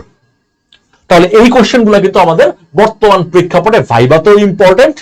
কারণ আপনি রপ্তানির খবর রাখবেন কখন? আপনাকে রপ্তানির খবর রাখতে হবে কেন? কারণ আপনি সচেতন নাগরিক। এবং রপ্তানি কেন করতে হবে? ডলার নাই তাই। যত বেশি রপ্তানি করবো তত বেশি ডলার আসবে। সো এই ব্যাপারগুলো সেই কারণে কিন্তু ইম্পর্টেন্ট। তারপর সর্বোচ্চ আমদানি করা হয় কোন দেশ থেকে? আমাদের কিন্তু ভাই আমদানি কমাইতে হবে। রপ্তানি যত বাড়াবো ডলার তত বেশি আসবে, আমদানি যত কমাবো ডলার তত কম যাবে। আমাদের টার্গেট কি? ডলারটাকে ধরে রাখা। যত কম আমদানি করব তত আবার গচ্ছিত ডলার থেকে যাবে। তো আমরা সর্বোচ্চ আমদানি করি কোন দেশ থেকে? হ্যাঁ, সঠিক উত্তর আমরা জাবেদের কাছ থেকে পেয়েছি, ইমতিয়াজ বাবুর কাছ থেকে পেয়েছি, সেলিমের কাছ থেকে পেয়েছি, সবুজ, অপু, তারপর হচ্ছে মাসুমা রহমান, স্বর্ণা বিশ্বাস, সবার উত্তর সঠিক। আমরা চায়না থেকে, চীন থেকে। তারপর হচ্ছে আয়েশার উত্তর সঠিক, শত ডানা প্রজাপতির উত্তর সঠিক, সুপ্তিদের উত্তর সঠিক। তারপর হচ্ছে মাতুব্বর, রব মাতুব্বরের উত্তর সঠিক, জান্নাত মায়ার উত্তর সঠিক, সুমির উত্তর সঠিক। রাইট। আমরা সর্বোচ্চ পরিমাণ রপ্তানি করি চীন থেকে। তবে চীন থেকে কিন্তু সর্বোচ্চ পরিমাণ ডলারের অঙ্কে বেশি আমদানি করি। রপ্তানি আমদানি করি ডলারের অঙ্কে, কিন্তু যদি পণ্য গণনা করি তাহলে কিন্তু সবচেয়ে বেশি আমদানি করি আমরা ভারত থেকে। পণ্যের হিসাবে সংখ্যার দিক থেকে ভারত, আর ডলারের অঙ্কে সবচেয়ে বেশি আমদানি করা হয় চীন থেকে। তাহলে যদি বলে সবচেয়ে বেশি আমদানি করা হয় কোন দেশ থেকে? চীন থেকে। যদি বলে সংখ্যার হিসাবে, পণ্য গুণে গুণে সংখ্যার হিসাবে সবচেয়ে বেশি আমদানি করা হয়, প্রায় 14 থেকে 15 বিলিয়ন ডলারের আমদানি করা হয় ভারত থেকে। তাহলে ভারত থেকে সংখ্যার হিসাবে বেশি, আর ডলারের হিসাবে বেশি হচ্ছে চীন। হ্যাঁ, পণ্যের হিসাবে ভারত থেকে। এক্স্যাক্টলি সঠিক উত্তর। চলুন আমরা পরের কোশ্চেনে যাই। দেশে বর্তমানে ইপিজেড কয়টা? ইপিজেড নিয়ে কোশ্চেন করতে পারে। দেশে বর্তমানে ইপিজেড কয়টা? কেন ইপিজেড নিয়ে কোশ্চেন করবে? কারণ ইপিজেড এর মানে এক্সপোর্ট প্রসেসিং জোন। আমার ভাই এক্সপোর্ট বাড়াইতেই হবে, আর কোনো উপায় নাই। ডলার আমি পাবো থেকে? এক্সপোর্ট বাড়াইতে হবে। এক্সপোর্ট বাড়ানোর সূতিকাগার কে? এই এক্সপোর্ট প্রসেসিং জোন বা ইপিজেড। বাংলাদেশে বর্তমানে ইপিজেড এর সংখ্যা কয়টি? আচ্ছা, রব মাতুব্বর, আপনার উত্তর কিন্তু হয় নাই। তারপর হচ্ছে আশরাফুল ভাই, আপনার উত্তর কিন্তু হয় নাই। তারপর হচ্ছে মুসাম্মদ চায়না, আপনার উত্তর হয় নাই। মাসুমা, আপনার উত্তর হয় নাই। বাকিদের উত্তর হচ্ছে বর্তমানে আমাদের দেশে ইপিজেড হচ্ছে 10টি। বর্তমানে আমাদের দেশে ইপিজেড কয়টি? আমরা উত্তর দিব 10টি। সেখানে সরকারি কয়টি? সরকারি হচ্ছে 8টি, আর বেসরকারি হচ্ছে 2টি। সরকারি হচ্ছে 8টি এবং বেসরকারি হচ্ছে 2টি। এই টোটাল 10টা ইপিজেড বর্তমানে বাংলাদেশে আছে। বাংলাদেশের প্রথম ইপিজেড কোনটি এবং কত সালে? বাংলাদেশের প্রথম ইপিজেড কোনটি এবং কত সালে? বাংলাদেশের প্রথম ইপিজেড সরকারি 8টি। রাইট, সরকারি 8টি সঠিক। বেসরকারি 2টি। বেসরকারি 2টা কোনটা কোনটা? কে কে বলতে পারবেন আমাকে? বেসরকারি 2টা কোনটা কোনটা? একটা হচ্ছে সেই চট্টগ্রামের কথা বলতে চাই না, তারপরে তো চলে আসে, কি করবো বলেন? চট্টগ্রামের আনোয়ারা উপজেলার কোরিয়ান ইপিজেড, এবং চট্টগ্রামের পতেঙ্গায় অবস্থিত কর্ণফুলী ইপিজেড।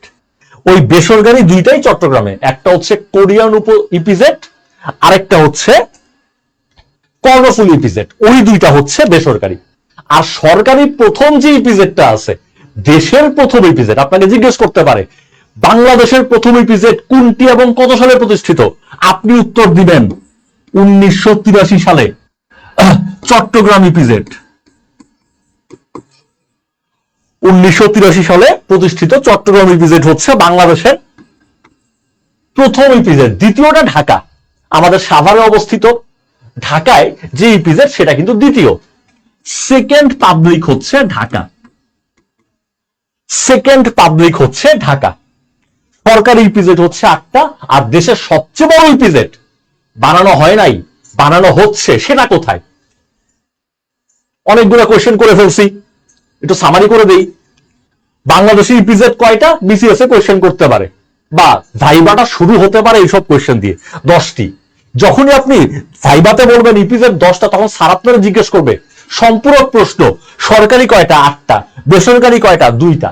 এরপরে স্যার সম্পূরক প্রশ্ন আপনাকে জিজ্ঞেস করবে প্রথম ইপিজেড কোনটা, আপনি বলবেন চট্টগ্রাম ইপিজেড। তারপর আপনাকে জিজ্ঞেস করবে দ্বিতীয় ইপিজেড কোনটা, আপনি বলবেন ঢাকা ইপিজেড। বেসরকারি ইপিজেড 2টা, একটা হচ্ছে কোরিয়ান ইপিজেড, আরেকটা হচ্ছে কর্ণফুলী ইপিজেড। এরপর আপনাকে জিজ্ঞেস করতে পারে মিরের সরাইটা কিন্তু ভাইয়া ইপিজেড না, সেটা অর্থনৈতিক অঞ্চল। অর্থনৈতিক অঞ্চল, মিরের সরাইটা কিন্তু ইকোনমিক জোন, অর্থনৈতিক অঞ্চল। দেশের সবচেয়ে বড় ইকোনমিক জোন হচ্ছে মিরের সরাই, ফেনী থেকে শুরু করে চট্টগ্রামের মিরের সরাই পর্যন্ত, সেটা ইকোনমিক জোন। ইপিজেড আর ইজেড সেম জিনিস না, ভিন্ন জিনিস। বাংলাদেশের নির্মাণাধীন সবচেয়ে বড় ইপিজেড হচ্ছে পটুয়াখালী। পটুয়াখালীতে বাংলাদেশের সবচেয়ে বড় ইপিজেড যেটা, সেটা নির্মিত হচ্ছে, এখনো হয় নাই। ওইটা নিয়ে খুব বেশি কোশ্চেন হয়তো বা করবে না। আপনাকে কোশ্চেন করতে পারে কৃষি ভিত্তিক, অনেকবার বিসিএস এ আসছে, বিভিন্ন জব পরীক্ষায় এমসিকিউ আকারে আসছে, বাংলাদেশের একমাত্র কৃষি ভিত্তিক ইপিজেড কোনটি এবং কোথায় অবস্থিত? বাংলাদেশের একমাত্র কৃষি ভিত্তিক ইপিজেড কোনটি? হ্যাঁ, জাবেদুর রহমানের উত্তর সঠিক। বঙ্গবন্ধু ইকোনমিক জোন মিরসরাই, যেটা বেজার আওতাভুক্ত। BEZA Bangladesh economic zone authority, BEZ, Bangladesh economic zone authority, তারা এরকম ইকোনমিক জোন তৈরি করবে 100টা। তারা 100টা এরকম অর্থনৈতিক অঞ্চল তৈরি করবে। তার মধ্যে সবচেয়ে বড় যেটা হচ্ছে সেটা হচ্ছে মিরসরাই। হ্যাঁ, আমি সঠিক উত্তর পাচ্ছি, কৃষি ভিত্তিক, রাইট, কৃষি ভিত্তিক ইপিজেড, কৃষি ভিত্তিক ইপিজেড, কৃষি ভিত্তিক ইপিজেডটা হচ্ছে উত্তরা ইপিজেড, যেটা নীলফামারীতে।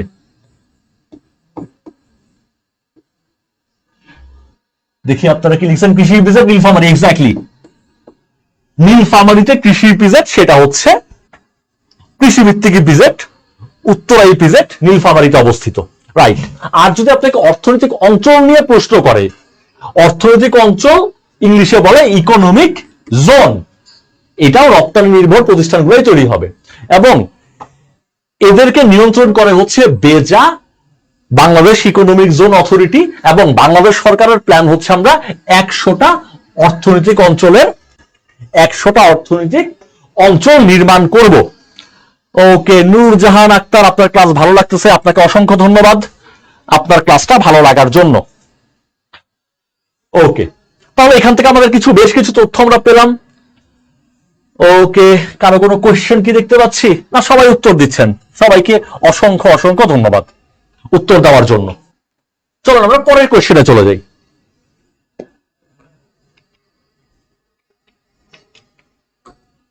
পরের কোয়েশ্চেনটা হচ্ছে, দেশে বর্তমানে কয়টা সমুদ্র বন্দর রয়েছে? যে হারে টিকাইছে স্যাররা কি প্রশ্ন করার সময় পাবে?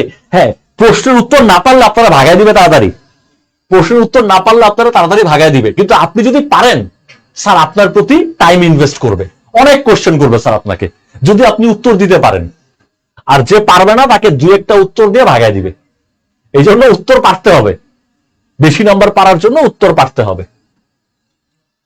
আচ্ছা, বর্তমানে বাংলাদেশে সমুদ্র বন্দর হচ্ছে 3টা।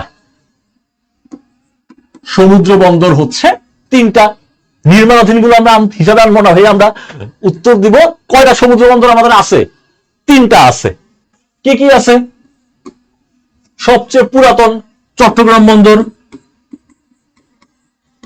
তারপরে হচ্ছে মংলা বন্দর, এরপর বলেন চট্টগ্রাম মংলা তো হইল, এরপরের বন্দরের নাম কি এটা আপনারা বলেন। বাংলাদেশের সর্বশেষ সমুদ্র বন্দর কোনটি? কে বলতে পারবেন? সর্বশেষ সমুদ্র বন্দর কোনটি? সর্বশেষ সমুদ্র বন্দর কোনটি জিজ্ঞেস করলে কি উত্তর দিবেন? সর্বশেষ সমুদ্র বন্দর ইব্রাহিম রায়হান, অসংখ্য ধন্যবাদ আপনাকে। জাভেদের উত্তর সঠিক। পায়রা পটুয়াখালীর পায়রায় অবস্থিত। এটা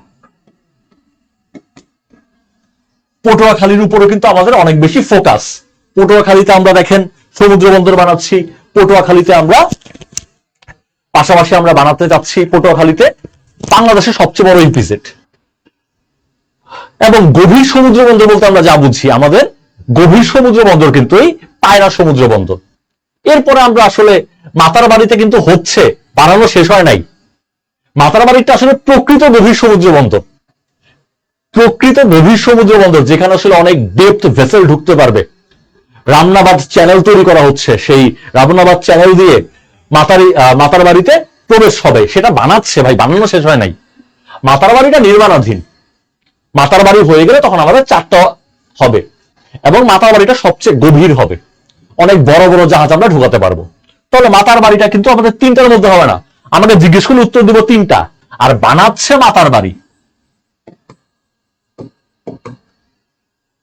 বানাচ্ছে মংলা বন্দরের কাছে। কে আছেন? তানিয়া আক্তার, মংলা বন্দরের কাছে। ওকে, আমি মংলা বন্দরে গিয়েছি, সুন্দরবনে গিয়েছি। সুন্দরবনে যাওয়ার সময় এই মংলা বন্দর যেতে হয়। ওকে, আচ্ছা। আনারুল ইসলাম রুমি, আমাকে অচেনা লাগতেছে আপনার? অচেনা লাগতেই পারে, আমি অনেকদিন পরে আমার গাল খালি করে ফেলেছি, তাই আয়নার দিকে তাকালে আমি নিজেই মাঝে মাঝে নিজেকে চিনি না। আপনাদের কাছে তো অচেনা লাগতেই পারে। চট্টগ্রাম বন্দরে আছেন আমাদের রিনা খন্দকার, আপনাকে অনেক ধন্যবাদ চট্টগ্রাম বন্দর থেকে যুক্ত হওয়ার জন্য। চলুন আমরা পরের কোয়েশ্চেনে যাই। আমাদের পরের কোয়েশ্চেনটা হচ্ছে, দেশে কয়টা নদী বন্দর আছে? ফার্স্ট আমাকে বলে ফেলেন, দেশে কয়টা নদী বন্দর আছে? হালদা নদীর পারে বসবাস হচ্ছে জাভেদুর রহমানের। হালদা নদীর পারে আমি অনেক সময় কাটিয়েছি, তার কারণটা হচ্ছে, হালদা নদীর পারে সময় কাটানোর কারণ হচ্ছে, আমার যে থিসিস ছিল, সেই থিসিসের সাবজেক্ট ছিল টাইডাল পাওয়ার প্লান্ট। আমার থিসিসের সাবজেক্ট ছিল টাইডাল পাওয়ার প্লান্ট, অর্থাৎ জোয়ার ভাটাকে কাজে লাগিয়ে বিদ্যুৎ তৈরি করার একটা থিসিস আমি করেছিলাম। একাডেমিক থিসিস ছিল, ফাইনাল ইয়ার থিসিস ছিল আমার, এবং সেটার লোকেশনটা ছিল হালদা নদী। সেই জন্য হালদা নদীতে আমার অনেক সময় কাটাতে হয়েছে। এবং সেই হালদা নদী কিন্তু এশিয়া মহাদেশের একমাত্র প্রাকৃতিক প্রজনন ক্ষেত্র মাছের। এই তো সঠিক উত্তর চলে আসছে। এই 35টার যুগে তো ভাই আমরা নাই, আমরা 42টার যুগেও নাই। নদী বন্দর হচ্ছে আমাদের বর্তমানে 46টা। রাইট, 46টা। আমাদের একটা আপডেট তথ্য নিতে হবে, আমাদের বর্তমানে নদী বন্দর কয়টা? আমরা উত্তর দিব 46টা। আপনারা যারা দিচ্ছেন ঠিক আছে, একসময় তো 43টা ছিল, অবশ্যই একসময় ছিল, কিন্তু বর্তমানে আমরা উত্তর দিব হচ্ছে 46টা। একসময় 43টা অবশ্যই ছিল, বর্তমানে আমাদের উত্তর হবে 46টা।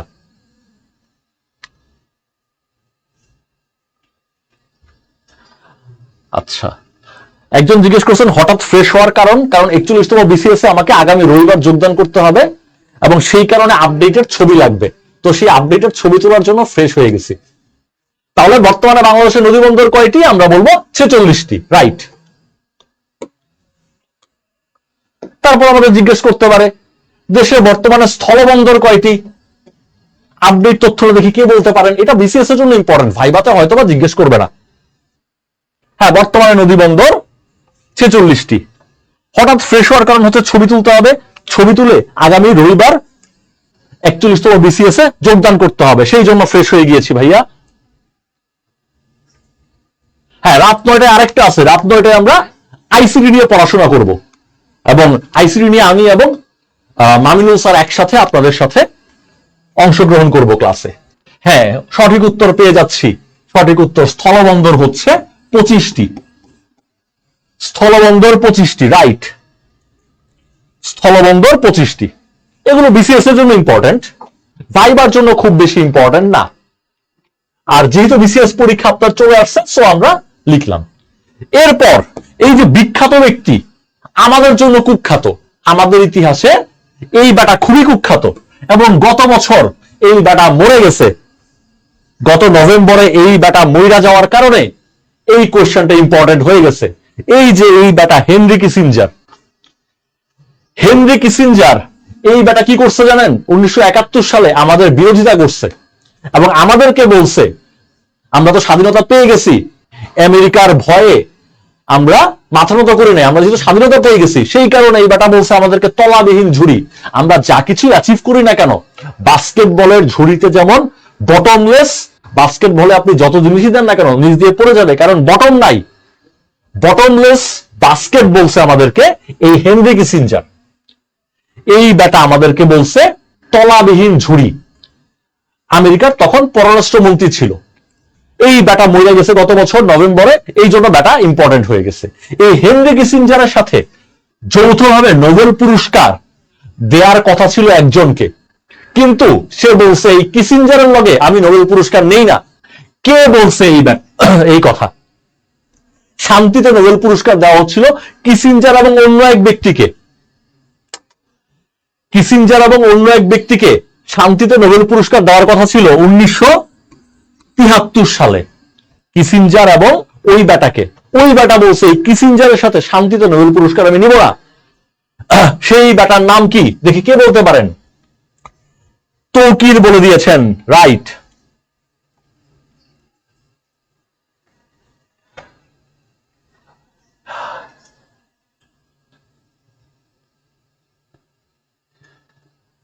আচ্ছা, তাহলে এই যে কিসিঞ্জার মিয়া, তার সাথে নোবেল পুরস্কার প্রত্যাখ্যান করেছে কে? সঠিক উত্তর নাহিদ তাসরিন বলছেন 46তম বিসিএস। না ভাইয়া, আমি 46তম বিসিএস আর দিব না, আর বিসিএস দিব না, টায়ার্ড হয়ে গেছে বিসিএস দিতে দিতে। 41তমতে যোগদান করে চাকরি বাকরি করব। এখন আপনাদের জন্য আমি রয়েছি, দেখি। লিডাক্থ, রাইট, সঠিক উত্তর। আয়েশা উত্তর দিয়েছেন সঠিক উত্তর, আলামিনের উত্তর সঠিক। তারপরে হচ্ছে সবার আগে উত্তর করছেন কিন্তু কমেন্ট চলে যায়, এটা হলো প্রশ্ন, সমস্যা। আচ্ছা, আমি পড়তে পড়তে অনেক কমেন্ট চলে যায়। লিডাক্থ,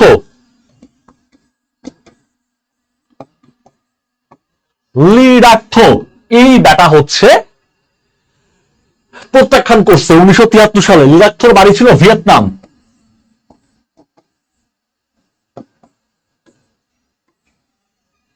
এই ভিয়েতনাম রাশিয়ার সাথে মূলত আমেরিকার স্নায়ু যুদ্ধ, বাট ব্যাটারা এমন চালাক, দুইজন রাশিয়া আর আমেরিকা যুদ্ধ করবে, কিন্তু যুদ্ধ করবে গিয়ে কোথায়? যুদ্ধ করবে গিয়ে কোরিয়াতে।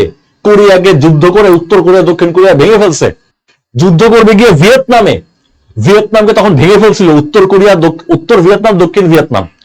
এবং পরবর্তীতে লিডাক্থোর সাথে শান্তি চুক্তি করে এবং সেই শান্তি চুক্তির উপরে ভিত্তি করে আরো 3 বছর পরে 1976 সালে গিয়ে ভিয়েতনাম যুদ্ধটা শেষ হয়। এবং এই যে চুক্তিটা করছে, চুক্তির কারণে ভিয়েতনাম যুদ্ধ শেষ হয়েছে।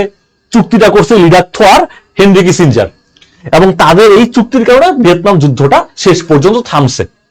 কিন্তু এই লিডাক্থো বলছে যে যাদের কারণে আমাদের দেশে এই যুদ্ধটা হয়েছে, শেষ পর্যন্ত কিন্তু উত্তর দক্ষিণ ভিয়েতনামকে আলাদা রাখতে পারে নাই, তারা একসাথে হয়ে গেছে। যাদের কারণে এই যুদ্ধ হয়েছে তাদের সাথে আমি এই নোবেল পুরস্কার নিব না, সে প্রত্যাখ্যান করছে শান্তিতে নোবেল পুরস্কার। আর কিসিঞ্জার বেটা কিন্তু প্রচুর কিসিঞ্জারি বুদ্ধি আছে। সে করছে কি জানেন? যখন আপনার 1949 সালে যখন আপনার এই চীনে কমিউনিস্টরা ক্ষমতা দখল করছে, চীনে যখন গণতন্ত্রটা শেষ হয়ে গেছে, কমিউনিস্টরা ক্ষমতা দখল করে সমাজতন্ত্র বা কমিউনিজম চালু করার চেষ্টা করছে, তখন কিন্তু আমেরিকার সাথে চীনের সম্পর্ক খারাপ হয়ে গেছে। আমেরিকার সাথে চীনের সম্পর্ক ছিল না। আর চীনের যারা গণতন্ত্রপন্থীরা ছিল তারা চলে গেছে মূলত তাইওয়ানে। তাইওয়ানের সাথে মূলত আমেরিকার সম্পর্ক ছিল, এখনো আছে। কিন্তু মাঝখানে 1971 সালে তখন কিন্তু চীন এবং ইউএসএ, চায়না আর ইউএস এর মাঝে সুসম্পর্ক তৈরি হয় 71 সালে, এবং চায়না এবং ইউএস এর মাঝে সুসম্পর্ক তৈরি করে কিন্তু এই হেনরি কিসিঞ্জার।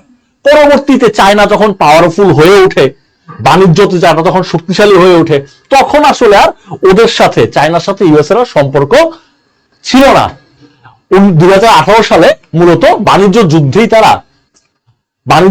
তারা লেগে যায়।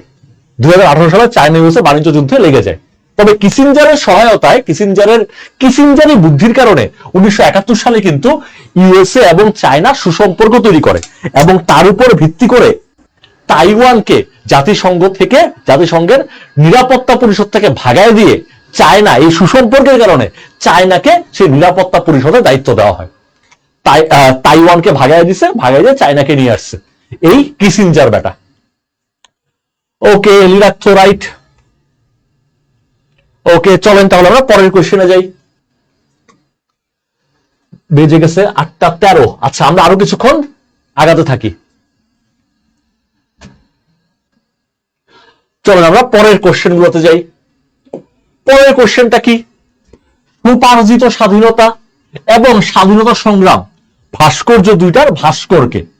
এই ভাস্কর তিনিও কিছুদিন আগে মারা গেছেন, সেই কারণে এই কোশ্চেনটা ইম্পর্টেন্ট হয়ে গেছে। স্বোপার্জিত স্বাধীনতা, এটা অনেকেই হয়তো দেখছেন, এটা হচ্ছে টিএসসি তে। এবং এই যে স্বাধীনতা সংগ্রাম ফুলার রোডে, এটা কিন্তু বিশাল এলাকা জুড়ে এই ভাস্করটা। এটাও ঢাকা ভার্সিটির এলাকাতেই, ফুলার রোড, ঢাকা ভার্সিটির ফুলার রোডে হচ্ছে স্বাধীনতা সংগ্রাম। আর টিএসসির মোড়ে, যেখানে আপনারা এই মরিচ চা খান, তেঁতুল চা খান, সেই জায়গাটাতে এই স্বোপার্জিত স্বাধীনতা। এবং সেটার এই সবাই উত্তর পাচ্ছেন।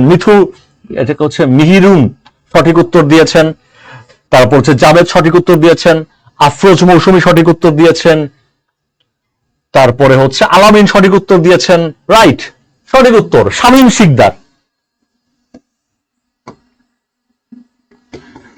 শিকদার।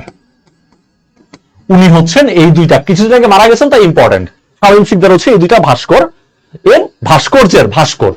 উনার ভাই ছিল কিন্তু সেই বিপ্লবী সিরাজ শিকদারের বোন কিন্তু শামীম শিকদার। আমি যদিও ছোটবেলায় ভাবতাম যে শামীম শিকদার হয়তো বা ছেলে হবেন, কিন্তু উনি হচ্ছেন নারী। উনি হচ্ছেন বিপ্লবী সিরাজ শিকদারের বোন শামীম শিকদার। ছোটবেলায় যদিও আমি শামীম শিকদারকে আসলে পুরুষ ভাবতাম, কিন্তু না, উনি হচ্ছেন সিরাজ শিকদারের বোন। শামীম শিকদার এই দুইটার ভাস্কর। ওকে, চলুন আমরা পরের কোশ্চেনে চলে যাই। পরের কোশ্চেনটা হচ্ছে, গাজায় গণহত্যার পরিপ্রেক্ষিতে আন্তর্জাতিক আদালতে মামলা করে কোন দেশ? আমাদের যে রোহিঙ্গা গণহত্যা হচ্ছিল, মানে আমাদের পাশেই মায়ানমারে রোহিঙ্গা গণহত্যা, সেইখানে রোহিঙ্গা গণহত্যায় আন্তর্জাতিক আদালতে মামলা করে কোন দেশ? রোহিঙ্গা গণহত্যায় মামলা করে কোন দেশ? আর গাজার গণহত্যায় মামলা করে কোন দেশ? গাজার গণহত্যায় মামলা করে কোন দেশ? রোহিঙ্গা গণহত্যাটা হয়তোবা আসতে পারে, খুব বেশি তো আর পুরান হয় নাই। রোহিঙ্গা গণহত্যাও আসতে পারে। রোহিঙ্গা গণহত্যায় মামলা করে হচ্ছে গাম্বিয়া, আফ্রিকার দেশ গাম্বিয়া। আর সঠিক উত্তর আশারাজ দিয়েছেন, রোহিঙ্গায় গাম্বিয়া। ইমতিয়াজ বাবুর উত্তর সঠিক, লাকি উত্তর সঠিক। ওকে, রাইট, সঠিক উত্তর দিচ্ছেন আপনারা। গাজায় যে এরকম পাশবিক নরহত্যা চালাচ্ছে, সেই জন্য মামলা করা হচ্ছে দক্ষিণ আফ্রিকা।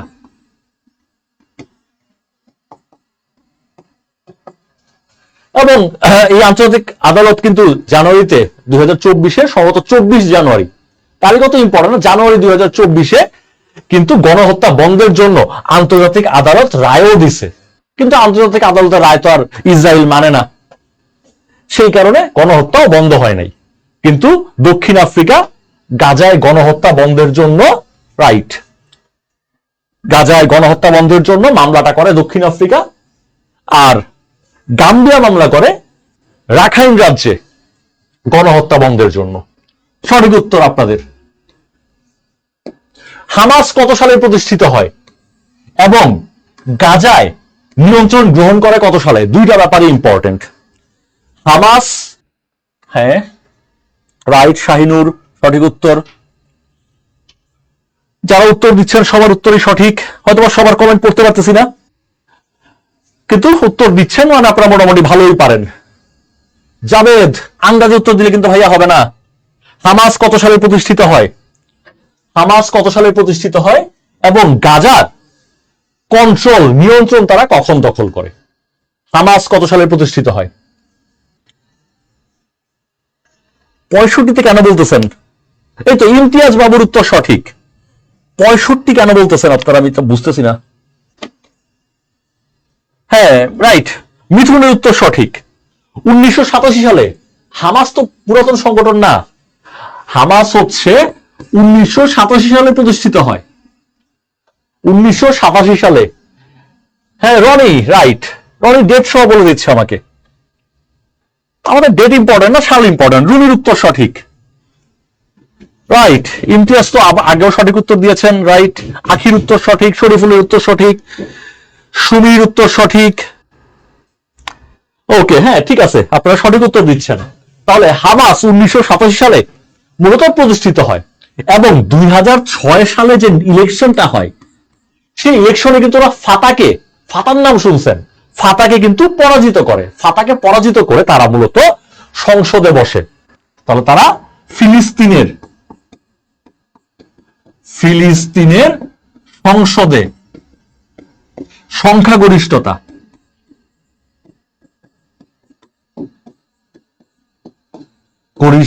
পায়। তারা 2006 সালে ফিলিস্তিনে যে ইলেকশনটা হয়েছে, সেই ইলেকশনে কিন্তু ফাতাকে পরাজিত করে, ফাতাহ নামের যে সংগঠনটা ছিল যারা গাজার নিয়ন্ত্রণ ছিল, তাদেরকে পরাজিত করে 2006 সালে সংখ্যা গরিষ্ঠতা অর্জন করে গাজাতে এই হামাস। এবং তারা ফুল কন্ট্রোল, যদি বলি 6 তো তারা ইলেকশনে জিতছে, কিন্তু পুরাপুরি কন্ট্রোলের জন্য যে গাজা ওয়ার হয়েছে, সেই পুরাপুরি কন্ট্রোলটা কিন্তু তারা পাইছে 2007-এ। ফুল কন্ট্রোল যদি বলেন, ফুল কন্ট্রোল পাইছে 2007-এ, আর ইলেকশনে জয়লাভ করছে 2006-এ। ইলেকশনে জয়লাভ করছে 2006-এ, আর পূর্ণাঙ্গ কন্ট্রোল পাওয়া গেছে 2007-এ। হ্যাঁ, আশারাজের উত্তর সঠিক। তাহলে হামাস প্রতিষ্ঠিত হয় 1987 সালে এবং পূর্ণাঙ্গ নিয়ন্ত্রণ দখল করে হচ্ছে 2007-এ, তবে ইলেকশনে জয়লাভ করে 2006-এ। হ্যাঁ সঠিক উত্তর দিচ্ছেন।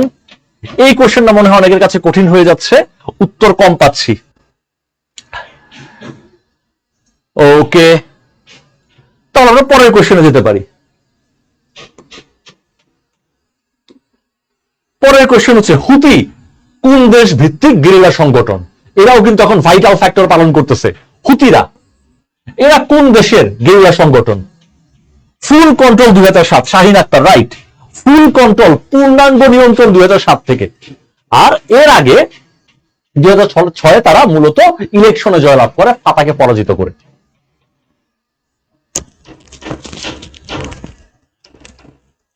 ওকে, সানজিদ আক্তার রাইট উত্তর। তাহলে এই হুতিরা হচ্ছে, তৌকিরের উত্তর সঠিক, তৌকিরের উত্তর সঠিক। তারপর হচ্ছে শাহাদাতের উত্তর সঠিক, আশরাফুলের উত্তর সঠিক, হাসি খাতুনের উত্তর সঠিক, ইব্রাহিমের উত্তর সঠিক, ইমতিয়াজের উত্তর সঠিক, আফরোজ মৌসুমীর উত্তর সঠিক। সবাইকে অসংখ্য ধন্যবাদ। হুতি হচ্ছে মূলত ইয়েমেনের সংগঠন, ইয়েমেনের সংগঠন হচ্ছে হুতি রাইট। রাজধানী সানা এবং হুদাইয়ার নিয়ন্ত্রণ রাখছে। সাবাস, কি নাম আপনার? আপনার নাম তো পড়তে পারলাম না, কমেন্ট চলে গেছে। উনি আরো ভালো উত্তর দিচ্ছেন। হুতিদের নিয়ন্ত্রণে আছে রাজধানী সানা এবং হুদাইদা বন্দর, এই দুটা বন্দর হুতিদের নিয়ন্ত্রণে। Right right right right, thanks. পরের কোশ্চেনে যদি চলে যাই, হিজবুল্লাহ কোন দেশ ভিত্তিক গেরিলা সংগঠন? হিজবুল্লাহ কোন দেশ ভিত্তিক গেরিলা সংগঠন? যারা উত্তর দিচ্ছেন সবাইকে অসংখ্য ধন্যবাদ। সাজ্জাদের উত্তর সঠিক। আচ্ছা, রনি মজুমদার, এই তো রনি আমাকে আরো তীব্র উত্তর দিয়েছিলেন, কিন্তু আপনার নাম পড়ার আগেই চলে গেছিল উত্তর। হ্যাঁ, লেবানন, রাইট। হিজবুল্লাহ হচ্ছে লেবানন ভিত্তিক গেরিলা সংগঠন। লেবানন ভিত্তিক গেরিলা সংগঠন হচ্ছে হিজবুল্লাহ, এক্স্যাক্টলি।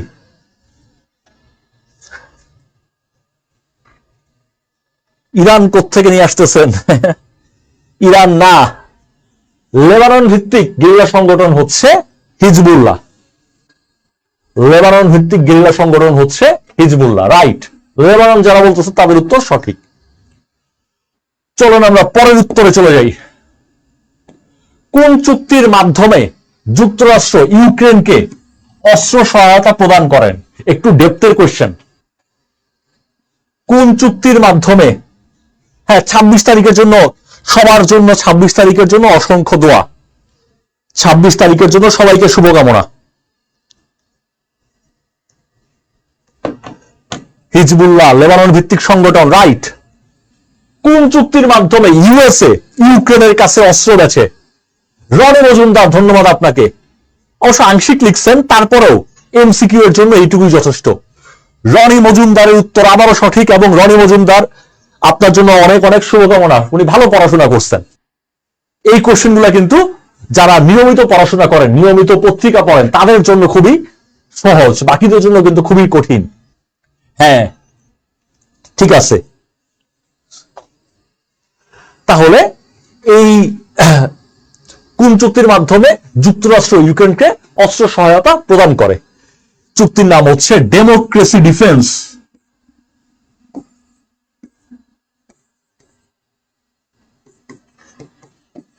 ওদের টার্গেট হচ্ছে ডেমোক্রেসি ডিফেন্স করবে। কারণ কি? কারণ হচ্ছে রাশিয়াতে তো ডেমোক্রেসি নাই, তাদের সেখানে কমিউনিজম। তো কমিউনিজম অ্যাটাক করছে, ডেমোক্রেসিকে ডিফেন্স করতে হবে, সেজন্য নাম দিয়েছে democracy defence. Land lease act, democracy defence করার জন্য ল্যান্ড লিজ অ্যাক্ট তারা করেছে, করে তারা যুক্তরাষ্ট্র ইউক্রেনকে অস্ত্র সহায়তা দিচ্ছে, রাইট। ল্যান্ড লিজ মনে রাখতে পারলে আপনি আনসার সঠিক করে আসতে পারবেন, রাইট। ল্যান্ড লিজ চুক্তি বা land lease act, democracy defence land lease অ্যাক্টের মাধ্যমে মূলত এই কাজটা করা হয়। ওকে, সবাইকে অনেক ধন্যবাদ। সঠিক উত্তর দিয়েছেন যারা। বাশার মন্ডল সঠিক উত্তর দিয়েছেন, রাইট। তারপর হচ্ছে আকলিমা সঠিক উত্তর দিয়েছেন। যারা উত্তর দিয়েছেন সবাইকে অসংখ্য ধন্যবাদ। চলেন পরের কোশ্চেনে যাই। বর্তমানে ন্যাটোর দেশ কয়টি? অসংখ্যবার পরীক্ষায় আসছে।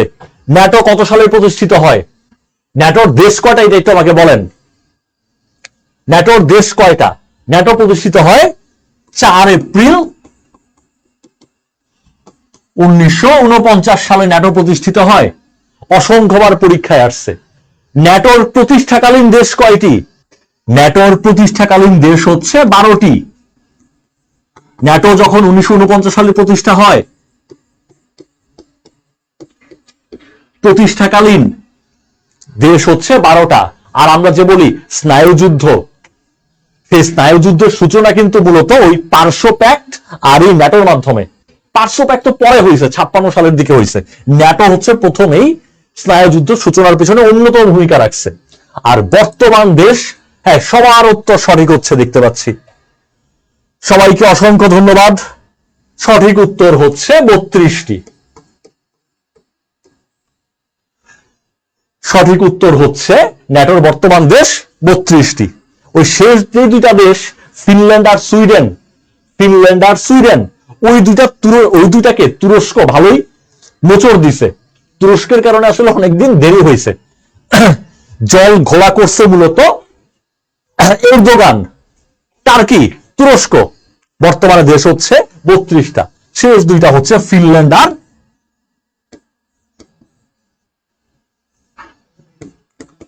ফিনল্যান্ড আর সুইডেন। ওনারা হচ্ছে শেষ দুইটা দেশ। রাইট, 32টা সঠিক উত্তর। NATO always important.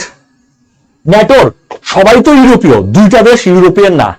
আপনাকে জিজ্ঞেস করতে পারে ন্যাটো ভুক্ত কয়টা দেশ ইউরোপে, আপনি বলবেন ন্যাটো ভুক্ত 32টা দেশের মধ্যে 30টা দেশ ইউরোপে, আর দুইটা দেশ ইউএসএ আর কানাডা তারা হচ্ছে উত্তর আমেরিকাতে, বাকি 30টা দেশই কিন্তু ইউরোপে। হ্যাঁ, ন্যাটোর নিজস্ব কোনো সেনাবাহিনী নাই, এক্স্যাক্টলি, এটাও কিন্তু বিগত বছরের প্রশ্ন।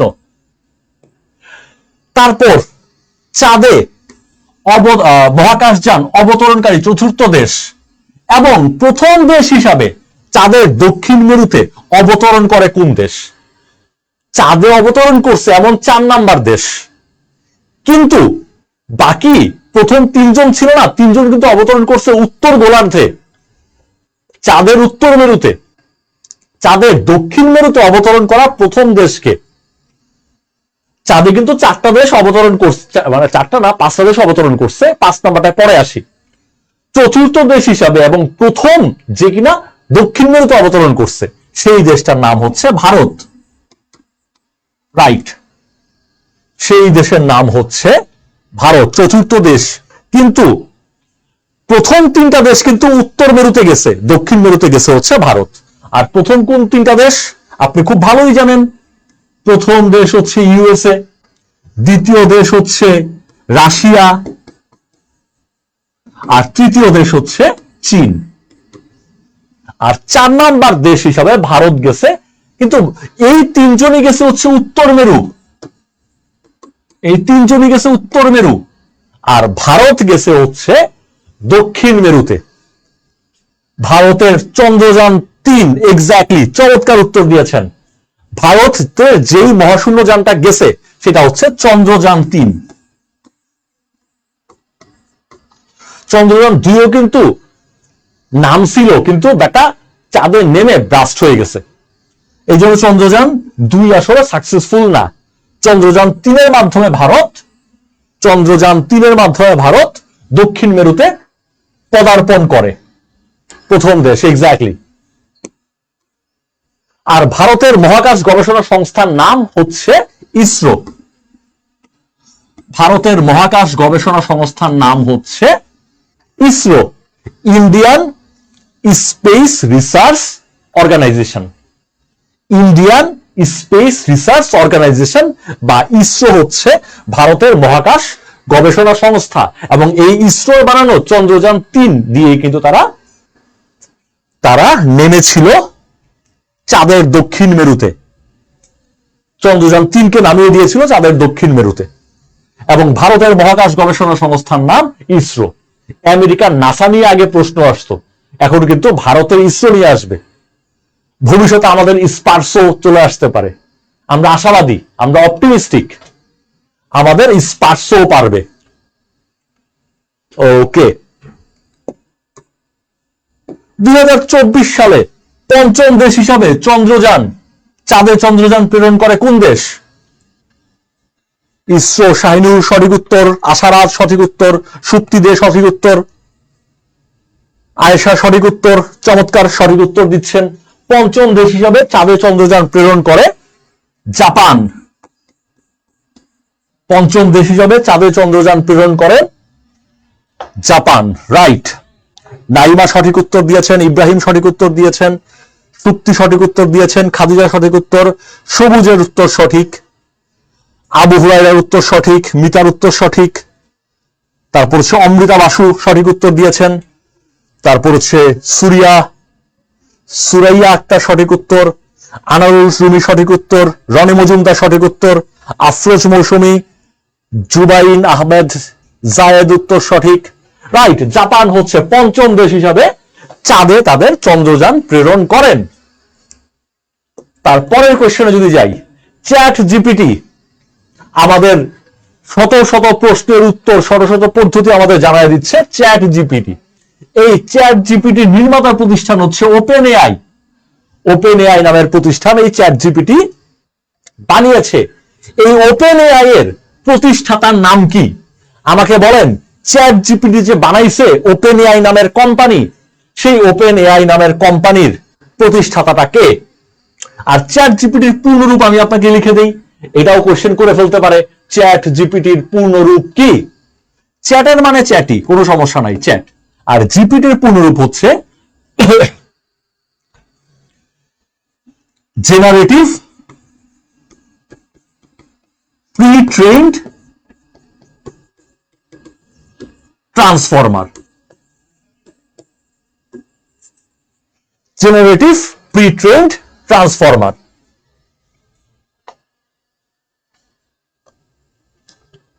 মিলন এখনো নেটওয়ার্ক 32 তে আছে নাকি পরে আসতেছে?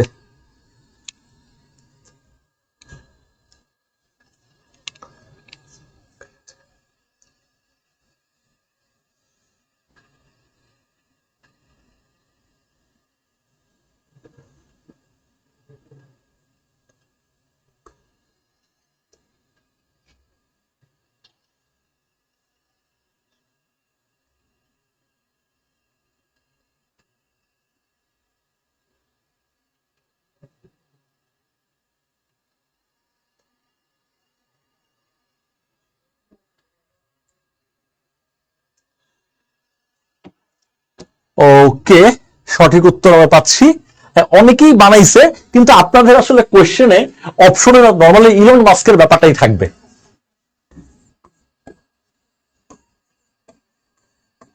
ওপেন এআই তো আর একজন প্রতিষ্ঠা করে নাই, অনেকেই করছে, কিন্তু আপনি হয়তো বা অপশনে ইলন মাস্কের ব্যাপারটাই পাবেন। হ্যাঁ, জন ম্যাকার্থি, ওকে, রাইট। কিন্তু জন ম্যাকার্থি বিখ্যাত না তো, এই জন্য আসলে আপনি অপশনে ওই ইলন মাস্কই আপনি আসলে নরমালি পাবেন। আপনারা যারা দিচ্ছেন জন ম্যাকার্থিও রাইট আনসার, থাকলে দিতে পারেন, কিন্তু ইলন মাস্ক আপনি আসলে পাবেন যদি অপশনে দেখেন ইলন মাস্কই আসলে থাকবে। এরপরের কোয়েশ্চেন, COP28 কোথায় অনুষ্ঠিত হয়? কপ থেকে অলওয়েজ কোয়েশ্চেন থাকে। 23 সালে COP28 অনুষ্ঠিত হয়েছে কোথায়? আর 24-এ COP29 কোথায় অনুষ্ঠিত হবে? সব সময়কার জন্য গুরুত্বপূর্ণ প্রশ্ন। COP28 কোথায় অনুষ্ঠিত হয় আর COP29 কোথায় অনুষ্ঠিত হবে? ব্রাহ্মণবাড়িয়া থেকে যুক্ত হয়েছেন তাসনিম, আপনাকে ধন্যবাদ। ওকে, তাহলে COP28 এটা অনুষ্ঠিত হয় দুবাই, ইউএই, সংযুক্ত আরব আমিরাতের দুবাইতে COP28 অনুষ্ঠিত হয়। COP always important, conference of parties. Conference of parties এটা হচ্ছে COP28 দুবাই, রাইট। আর 29 যেটা এই বছর 24 সালে অনুষ্ঠিত হবে, সেটা হবে হচ্ছে বাকু, আজারবাইজান। আজারবাইজান,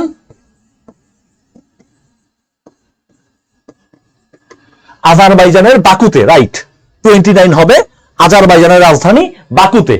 আর 28 হয়েছিল যেটা গত বছর, বা সর্বশেষ COP28 অনুষ্ঠিত হয়েছিল দুবাই, ইউএই বা সংযুক্ত আরব আমিরাত। আর 29 এটা অনুষ্ঠিত হবে আজারবাইজানের রাজধানী বাকুতে। এক্স্যাক্টলি, সঠিক উত্তর দিচ্ছেন। সবাইকে অসংখ্য অসংখ্য ধন্যবাদ সঠিক উত্তর দেওয়ার জন্য। চলুন আমরা পরের কোশ্চেনে চলে যাই।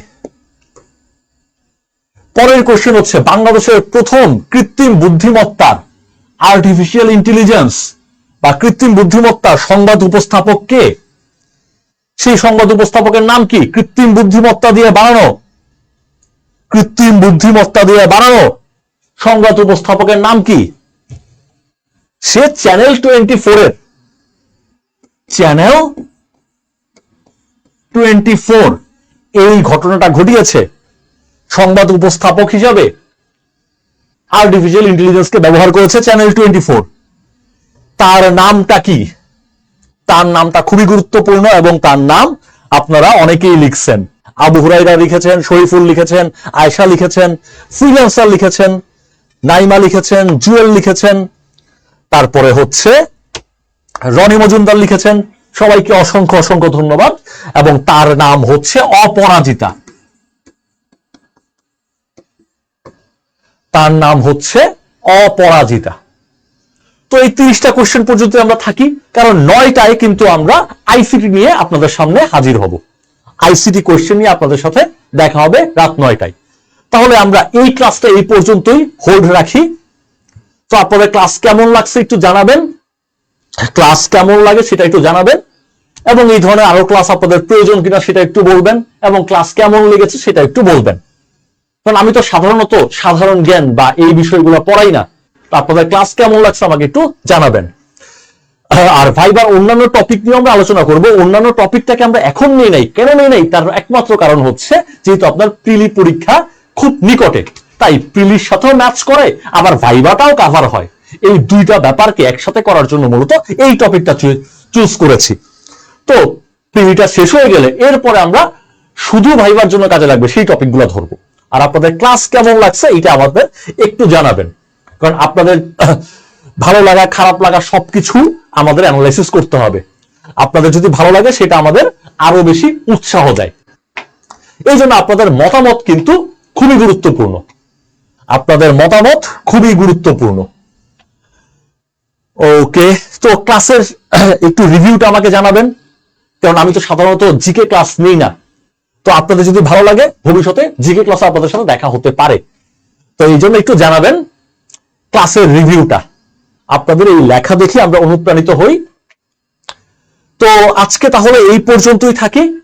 আমরা আবার ঠিক 20 মিনিট পরে রাত 9টায় আমি এবং মামুনুল স্যার একসাথে আসবো আইসিটির ব্যাখ্যা নিয়ে।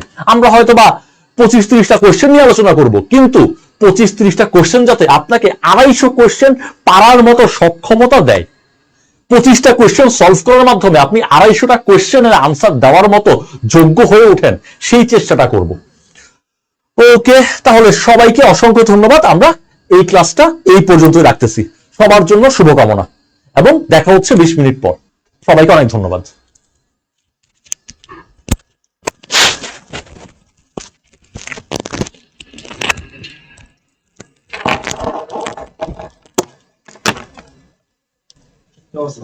শেষ প্লিজ কথা বলবেন।